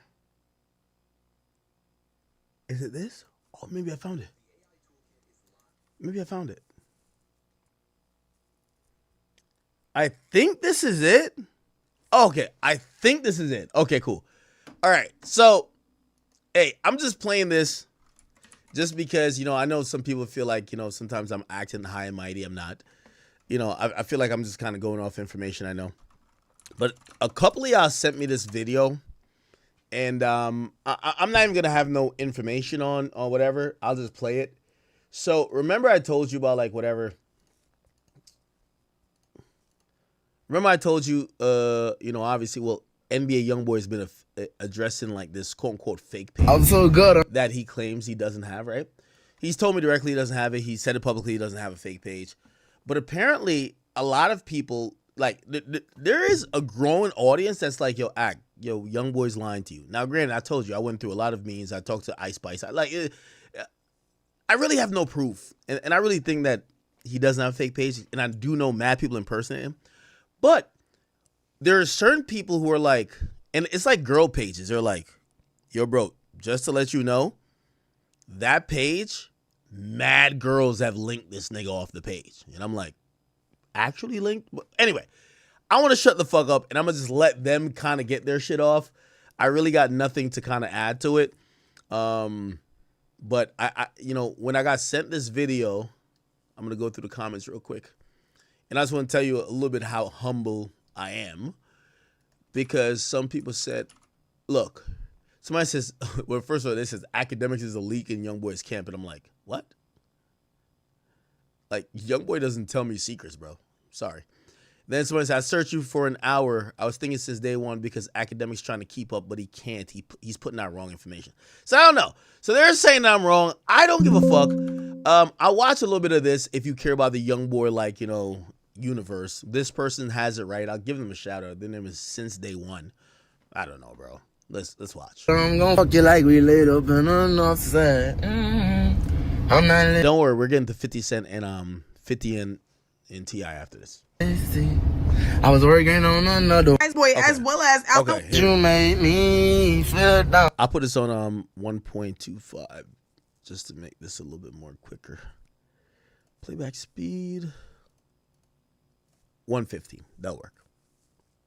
Hey you guys, welcome back to my channel. Welcome back to Since Day One. Before we get into this video update today about NBA YoungBoy as well as Alabama Barker, and also today we have in attendance Samaya and Messy Maj, and last but not least we have Money Yaya as well as her father Floyd Mayweather. And before we get into this video today, you guys go ahead and like the video, comment down below, and if you are new, smash the about you guys. So y'all know that NBA YoungBoy's name has been attached to so many females since he got off his master tour, you guys, and he stopped picking up females at the concerts allegedly because y'all know that his own baby mama Money Yaya had accused him of sleeping with Jania Michelle's best friend Neek and caused all of this commotion online that not only delayed the Slime Cry album, y'all, but also stopped Jania Michelle from going home. Then y'all can't even forget how people was online tagging NBA YoungBoy and putting him with the reason that Kaizen I and his girlfriend Gigi had broke up, basically. I know some of y'all be like, yo, Ack, what are we watching? So what we're watching is there's a growing group of like female influencers and female like whatever.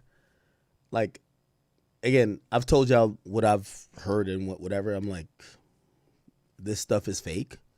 Now, I want to be clear. When I talk to like Kai's team, they really believe that Shorty, at least from what they had, Shorty was talking to a page that she believed was YoungBoy, right? I don't know, motherfucker. Like, I really don't know. So, this not necessarily about Kai, but I guess about, like, there is dozens of women in the music industry, and it's kind of like really surprising to me. They all want YoungBoy. And ever since recently he's denying this Finsta, all of the women who want him that claim they have been sending nudes, trying to fly out, I don't know what, they're all like mad that he's denying the Finsta because now they have no valid. It's crazy. That's why I'm playing this. Saying that his girlfriend Gigi was sneaking and geeking on Kai Cenat with NBA YoungBoy, and they found out, and it was all behind a fake page, allegedly. And fast forward to the last 2 or 3 days ago, you guys, NBA YoungBoy's name has now been attached to No Cap's ex-girlfriend Samaya, as well as Travis Barker's daughter, Alabama. Now, there's been a lot of rumors out here swirling in these social media streets when it comes down to Alabama and Samaya, you guys, and I tried to do a little digging, so not to delay the video any longer for you. I think this is like Travis Barker's daughter. How old is she? Like 15? What the fuck? You guys, and it seems like Alabama has a lot of information on Samaya, and maybe vice versa, Samaya has a lot of information on Alabama. However, Alabama is making big girl Oh my God. I gotta skip past some of this shit, Chad. Let's get to YoungBoy. Bitch, got it. Let me show All right, let me just get past this. out and called him insecure. And NBA YoungBoy. Okay. So when NBA YoungBoy had took to his Instagram story and he made this post, not only was he talking about the streamer we just previously discussed, you guys, but he also had words for another streamer named Messy Maj. Messy Maj is a streamer who's very popular, you guys, that I'm just now finding out about the other day, and he has some news concerning No Cap's ex-girlfriend Samaya as well as Alabama Barker that he had broke while on stream. We all know that Alabama she gets around, she knows people, buzzy. But what I did not know was the fact that she indeed fucked with NBA YoungBoy allegedly. So, with that being said, not only did she fuck with NBA YoungBoy allegedly, Samaya down does too as well. Yes, that's right. Samaya does too as well. So not only did Alabama fuck with NBA YoungBoy allegedly, but Samaya is now fucking with NBA YoungBoy allegedly. So that's why No Cap don't really fuck with Samaya like how he used to, because he's not fucking with the fact that Samaya is fucking with another individual. I won't say his name, but it's indeed that she does somewhat fuck with NBA YoungBoy. So Samaya fucks with NBA YoungBoy on the low. I don't think the internet knows this. They probably won't. They probably will. I don't know. But from what I'm gathering and all of my sources and my research, she's fucking with NBA YoungBoy. Alabama at one point, I guess, did too. And oh my God, come on. What's his Instagram story to say? Yeah, it my last time telling you, nigga. But I got stupid ass little boys to get y'all self hurt behind a hoe. Man, I'm a gangster. I'm telling you, like, man, I don't pay on a fake page. I ain't got that to do, man. I'm too up. I'm too G'd up, man. Like, you want a nigga to fuck your dick so bad, I'm telling you, I don't even talk to half of these little weird ass hoes y'all been bringing up. I wouldn't dare even talk to them. Never spoke to them. Fuck you, animals, my dude. I was just saying, I don't think you niggas know how bad I can't stand y'all. Like, man, I spit on one of y'all girlfriends. Like, on my soul, but I spit on one of them hoes. Like, man, I don't like you little boys, man. I'm telling you, I really can't wait to get to y'all.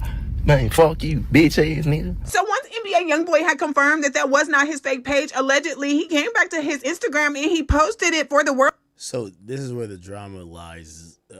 This is some female shit. That's why I'm just playing her video, because I really don't care.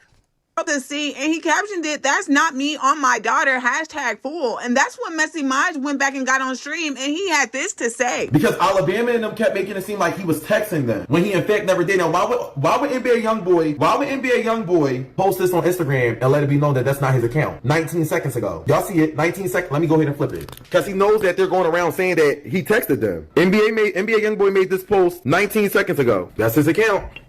Messy Maj got back on his stream again, y'all, after NBA YoungBoy allegedly claimed that the fake page was not him and allegedly deleted the page. Messy Maj said that he was able to get a screenshot from the fake page before it deleted, and the screenshot was allegedly saying something along the lines of that he needs to stop putting things on his daughter, and he's basically about to delete the page. So he posted on the page, he said, "God forgive me for lying on my baby, bruh," with all these laughing emojis. Messy Maj must not know that over here on Since Day One, we pay attention to details. So just like Messy Maj has said that the fake page had posted, all jokes aside, NBA YoungBoy had just said those words verbatim on his Instagram story when he was addressing Messy Maj. I was just saying, Oh, just that. So he posted on the page, he said, God forgive me for lying on my baby, bruh. All jokes to the side, I gotta delete this bit. Oh. And just like Messy Maj has said that the fake page has said that he shouldn't be putting things on his daughter, that's what NBA Youngboy's official account has said in the caption when he was saying that the fake page was not him. He said, this not me on my daughter. So he posted on the page, he said, God forgive me for lying on my baby, bruh. And then that's when Messy Maj had confirmed to his stream, you guys, that NBA Youngboy turned around and deactivated or deleted the fake page. He deleted it. Oh, he deleted it. He deleted it. He deleted it. He deleted it. But we got to screenshot it, though. Hold up, wait. We got to screenshot it. That's his page. No shade. That's his page, y'all. That is his page. So basically, all of the IG models follow most of his Finsters. That's his page. So after researching and doing what I do best, y'all, making it make sense for us so we can all connect the dots together, it seems as if Messy Maj might have been right that was NBA. Okay, so this is what like all the females are going with. I really don't care. I'm just playing this, but we're going to 50 after this chat. Youngboy's fake page. So let me cook. First of all, the page was created on November 2021 and NBA Youngboy got put on house arrest in October of 2021. The page itself has had 19 former usernames and one of the previous usernames for the page was 1.1 M2APS. The last username that the page had, you guys, was Girls in Millions. As you can see, NBA Youngboy was followed by many women and celebrities on his Finsta account, including Vontina, Asia Golden, Ice Spice, Yamani Marie, as well as Giovanna Ramos. I'm not sure who those people are, but if y'all know, y'all know. And y'all remember the Slamarettas from the Massa Tour? All of his tour dancers was also following the fake page. NBA Youngboy's fake page previous profile picture was Aaliyah, you guys, but he changed it after fans found out about the account. When NBA Youngboy had Aaliyah as his Finsta profile picture, you guys, is when I found out about the account, but I never broadcasted it because I wasn't sure. But you can see during the time that I found out about it, Karina Von Shea, who is Jada Young's ex-baby mama, who I've been telling y'all since Jada Young that she was trying to get to NBA Youngboy's house. So seeing her following this alleged fake fam for NBA Youngboy, y'all, convinces me even more that it's his page for sure. NBA Youngboy said out his mouth verbatim, you guys, that he didn't have no fake page, but on a song called 86 Prayers that he did a while ago, he had a lyric on there that said, on my fake page, I've been scoping. Samaya even came back to the internet, you guys, and tried to clear her name by saying that she was not messing with NBA Youngboy nor Floyd Mayweather, which was another rumor that was swirling around in these social media streets that Samaya had given Floyd Mayweather her phone number when he approached her that one time that she got caught outside with her ex-friend Raya. And I guess Amaya forgot that Raya was also actively streaming at the same time she was when Floyd Mayweather tried to talk to her. It's rumors about me fucking with Youngboy. Never fucking happened. Never happened. It's rumors that me and Cap stopped talking because of Youngboy. Never happened. Me and Cap stopped talking because of our own personal reasons. Way before, like last year. We stopped talking last year, the end of last year, okay? Now, y'all know normally I don't even speak on other celebrities. We just talk about NBA Youngboy, but from the digging I did do, looked at me, I was like, we got different daddies. He was like, you dumb. On their streams, when Floyd Mayweather sent his minion, knock you out, and give a cellular phone device to the other person, and then once... we already said that. No, it's not a 48. We already said it on stream. Oh, she admitted to taking a number? Anyway, Rod Wave's baby mama D followed the page, as well as Rod Wave new baby mama Zaria, but D and Youngboy will be in each other's comments calling each other quote unquote best friend, and I think it's already been rumored that she F with him on the low. I don't know if this post is worthy or not, but if it is, crop my ad out. So I said I have heard before that Rod Wave baby Alright. I should have watched that video before I played it. I'm watching the video and I was like, yo, why the fuck does anyone care about this? I apologize, chat. All right, let's get on to some shit we could care about. Yo, respectfully, man. Yo, T.I., I'm gonna be honest with you. I got 50. I got 54 on you right now. It's not a good look for you, brother. You keep the mere fact in the last 2-3 weeks you keep talking about verses when that man is talking about your character. It tells me a lot. After certain disrespect is given, you shouldn't be still trying to get a money opportunity. T.I., he's calling you a cooperant. He's told you repeatedly, you should not be around me. He doesn't trust your character. He doesn't trust you as a person.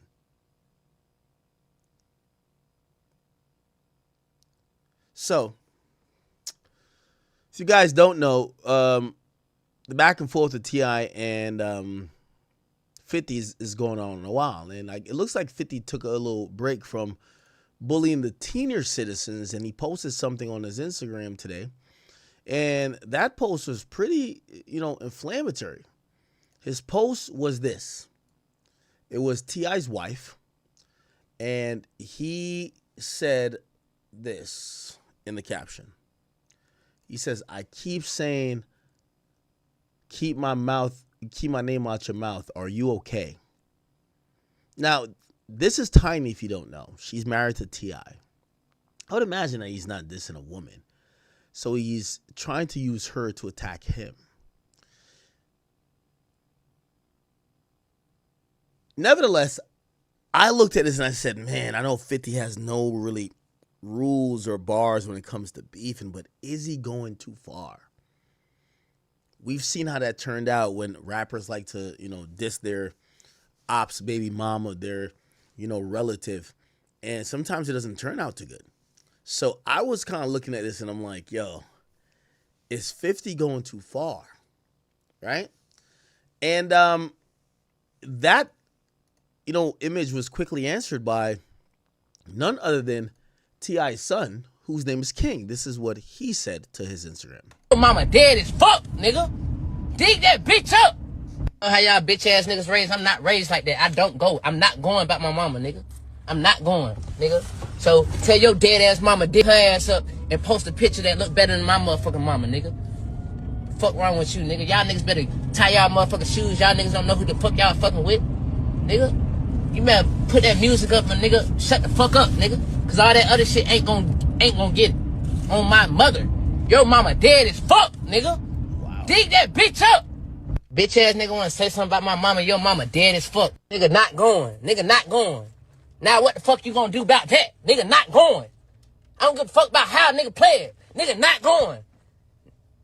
Nigga posting my mama like your mama ain't dead as fuck. Go put some flowers on that bitch grave, nigga. Ooh. Man, nigga posting my mama a motherfucking legend. Your mama a motherfucking J, nigga. Stop, man, don't never think you can get on this motherfucking level and you can compete with us, nigga. We on a whole different ball game, nigga. We got a whole different type of level of respect around here, nigga. You get on that do that bitch ass shit, nigga. You a hoe ass nigga, nigga. I would say that shit to your face, nigga. Nigga, man, nigga not going. Nigga not going. Oh wow. Now, I want to be honest with my thoughts about this. It's rare that I ever agree with King. And King is T.I.'s son. That's the guy's picture on the screen. I was rocking with him. I got nothing against Fifth. I like Fifth, but my problem with T.I. is that T.I. is MENCHO. I've always thought T.I. was a stand-on-business type of nigga until it was time to stand on business. And it was like, oh, he's not standing on business no more. That's my issue, with T.I. as opposed to his son. Yes, 50 been going back and forth with T.I. But the moment 50 mentions or posts a picture of T.I.'s wife, a.k.a. King's mom, he has all the right to respect himself or, defend himself. And I actually, I fuck with that, honestly. I rock with that. Now what the fuck you gonna do about that? Nigga not going. I don't give a fuck about how nigga play it. Nigga not going. Nigga posting my mama like your mama ain't dead as fuck. So, I think T.I.'s son, respectfully, held this down, but it makes it, so T.I.'s son held it down, but it kind of makes it, even worse for T.I. Because it's like, yo, T.I., like, why you keep talking about the verses when your son is offended? He's not talking about the verses. What do you think is going to happen? Go put some flowers on that bitch grave, nigga. Man, nigga posting my mama a motherfucking legend. Your mama a motherfucking... Now, he posted this. A random RP thing, and he says, 50, this is where your mama's at. And he says, fuck your bitch ass and go dig your mama up. Wow. Let me see if he still has that up.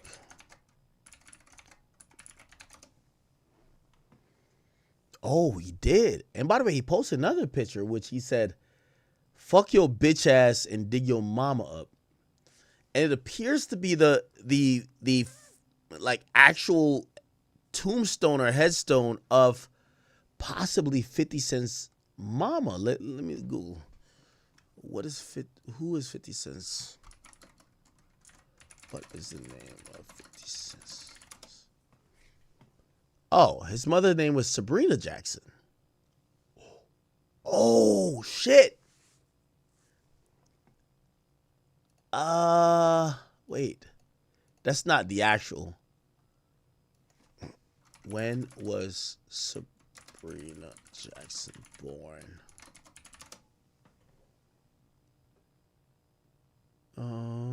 She was teenage mother.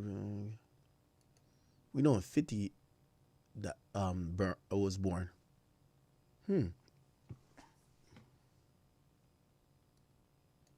Wow.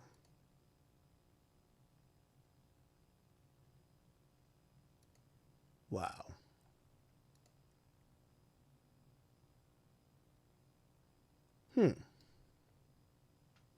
All right. So it definitely does appear like 50 is he's still making joke of this whole thing. I will say I'm gonna give the ultimate credit to King, because I don't think it's fun when somebody disrespects your mother, and I think he has to be able to hold. He got to be able to have some, decorum in how he's dealing with all this shit, but. Truth be told, it's like it's kind of wild. Post a picture of your mom's tombstone.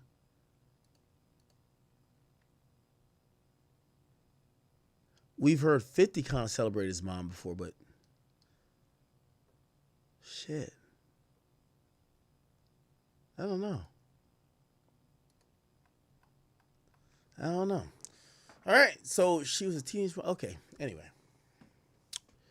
Yo, my official word on it is this, okay? And just to be clear. T.I., please, for the love of God, stop acting like you and 50's cool. The nigga is done called you a snitch. He's disrespecting your wife. I've seen you and heard about you swinging on people for less. Look, T.I. swinging on Floyd Mayweather. You literally swung on another man supposedly because, just some interpersonal issues. And the problem here is, if you ask me, is like, so you spent all this time trying to lock in with him. And I mean him, like, T.I.'s been trying to like get with 50 for a while. And I just seen an interview today where he's like, look, T.I., 50 Cent. He said 50 was fake because they spoke privately. And 50 agreed to some shit. Listen to this.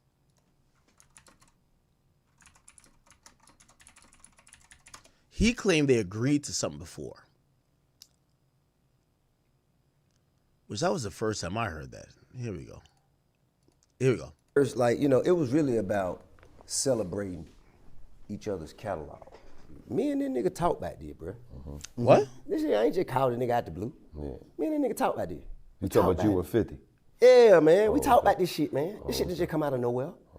Nigga, we were moving around in LA, man, selling some TV shows and shit while we were around each other, man. You know what I mean? I said, shit, what you think about this? He was like, shit, you want to do that shit? I said, yeah. He was like, all right, cool. So shit. I told him, I said, well, I'm gonna jump out there first, and then you just gonna jump out there and we'll line it up. Right. And he said, all right. And when I jump out there, nigga act like he ain't know what the fuck was going on. Then that's what it was about. You know what I'm saying? Now, it about, oh, you playing? Okay, you gonna play. All right, cool. Well, how about fuck all of it? Fuck all of it. I don't even want, man, cause now I question your character. Any nigga gonna get kick that kind of shit, then, man, nigga, just say you don't want to do it. All the other extra lame ass shit. Yo, T.I., I don't know if it's the camera angles, but look at Gillian, look at Wallow. They don't want to ad-lib nothing you're saying because they don't want it with Fifth. Fifth's a different monster. Man, this shit goofy. So y'all talked about it, you saying? Mm-hmm. You went out there. Years ago. Years ago we spoke about it. I think it'd be a great battle, though. I think. Man, that shit ain't gonna happen. Yo, I've never seen $1 million worth of games so quiet. You could tell they were like, yo, we just gotta stay quiet before 50 gets at us. That shit ain't gonna happen, man. I don't want to stand on stage with him. I have no interest in standing on stage with that nigga. I don't respect him. Interesting. So, do I believe that him and 50 agreed to do a versus privately? I don't believe that either. I don't believe that. My only point to T.I., please stop acting like you're cool with the guy who's disrespecting your mother. Please, well, not your mother, your wife. Please stop acting like that guy fucks with you. Please. If you would do that, I'm not saying you got diss him, this and third, but bro, just at least have like some type of backbone. I don't know. Anyway. The fuck is this? All right, let me not even. All right. Now, T.I. did respond eventually. And T.I. responded with a lengthy song. And this is what he said. Yo, bro, I'm going to keep it a beam with y'all. I've seen so many people hyping this up. Yo, let me tell you this, man. This is what social media is, man. They tired of certain niggas winning. And I think people tired of 50 winning. With all due respect to T.I., this shit can't hold no type of candle. Like, I don't even think 50 is required to rap after this. I'm not saying it's garbage. I'm just saying, like, dude, like, what are you trying to say in terms of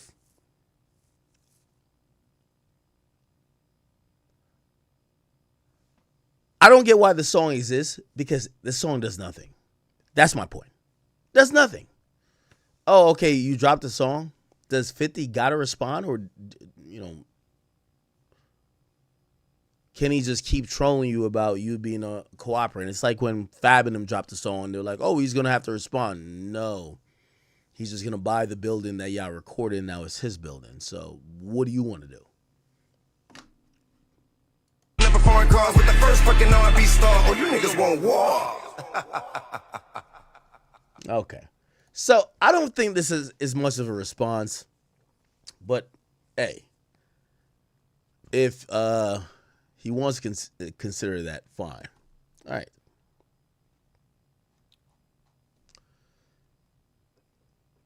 Okay. So again, just wrapping up. I want the star to have the energy that the Sun has. I think that King got the energy. And I'm looking at, I think King has the energy, but when I'm looking at T.I., it doesn't look like he gives a fuck, bro. I ain't gonna lie to you. And he still is trying to like seemingly get a payday from a versus. I'm like, bro, this is beyond that, bro. Just let it go. Whatever, man. Okay. Now, people are saying, really, that $1 million worth of game thing, that's where it came from.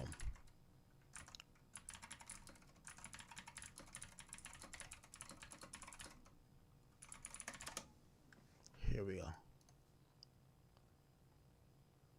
Oh, this is it. Is there a timestamp? Team footer, man. Nigga go. Yeah, it's nasty. Yeah, nigga go triple decker, man. Where's the timestamp person? 4-5 bedroom. Motherfucker, man. I'm not sitting around. That's like one of those old cartoons that say, no, you know, recording is the one that they have hanging behind that everybody. They say I'm a pussy for Mm-hmm. They girl on the phone, and I can't. real Atlanta player. I was talking to her today before I walked in there with y'all, and we were talking. He say, "Yeah, man, I heard." All right, so it got to be before then, when he took his jacket off. We'll pull another yacht up next to. That nigga talk about this. Okay. We talked about this. We said what we were gonna do. You talking about you were 50? Yeah, man. Oh, here we go. The motherfucker that was something that's exactly what I'm asking motherfuckers not to do to us. Yes. You know what I'm saying?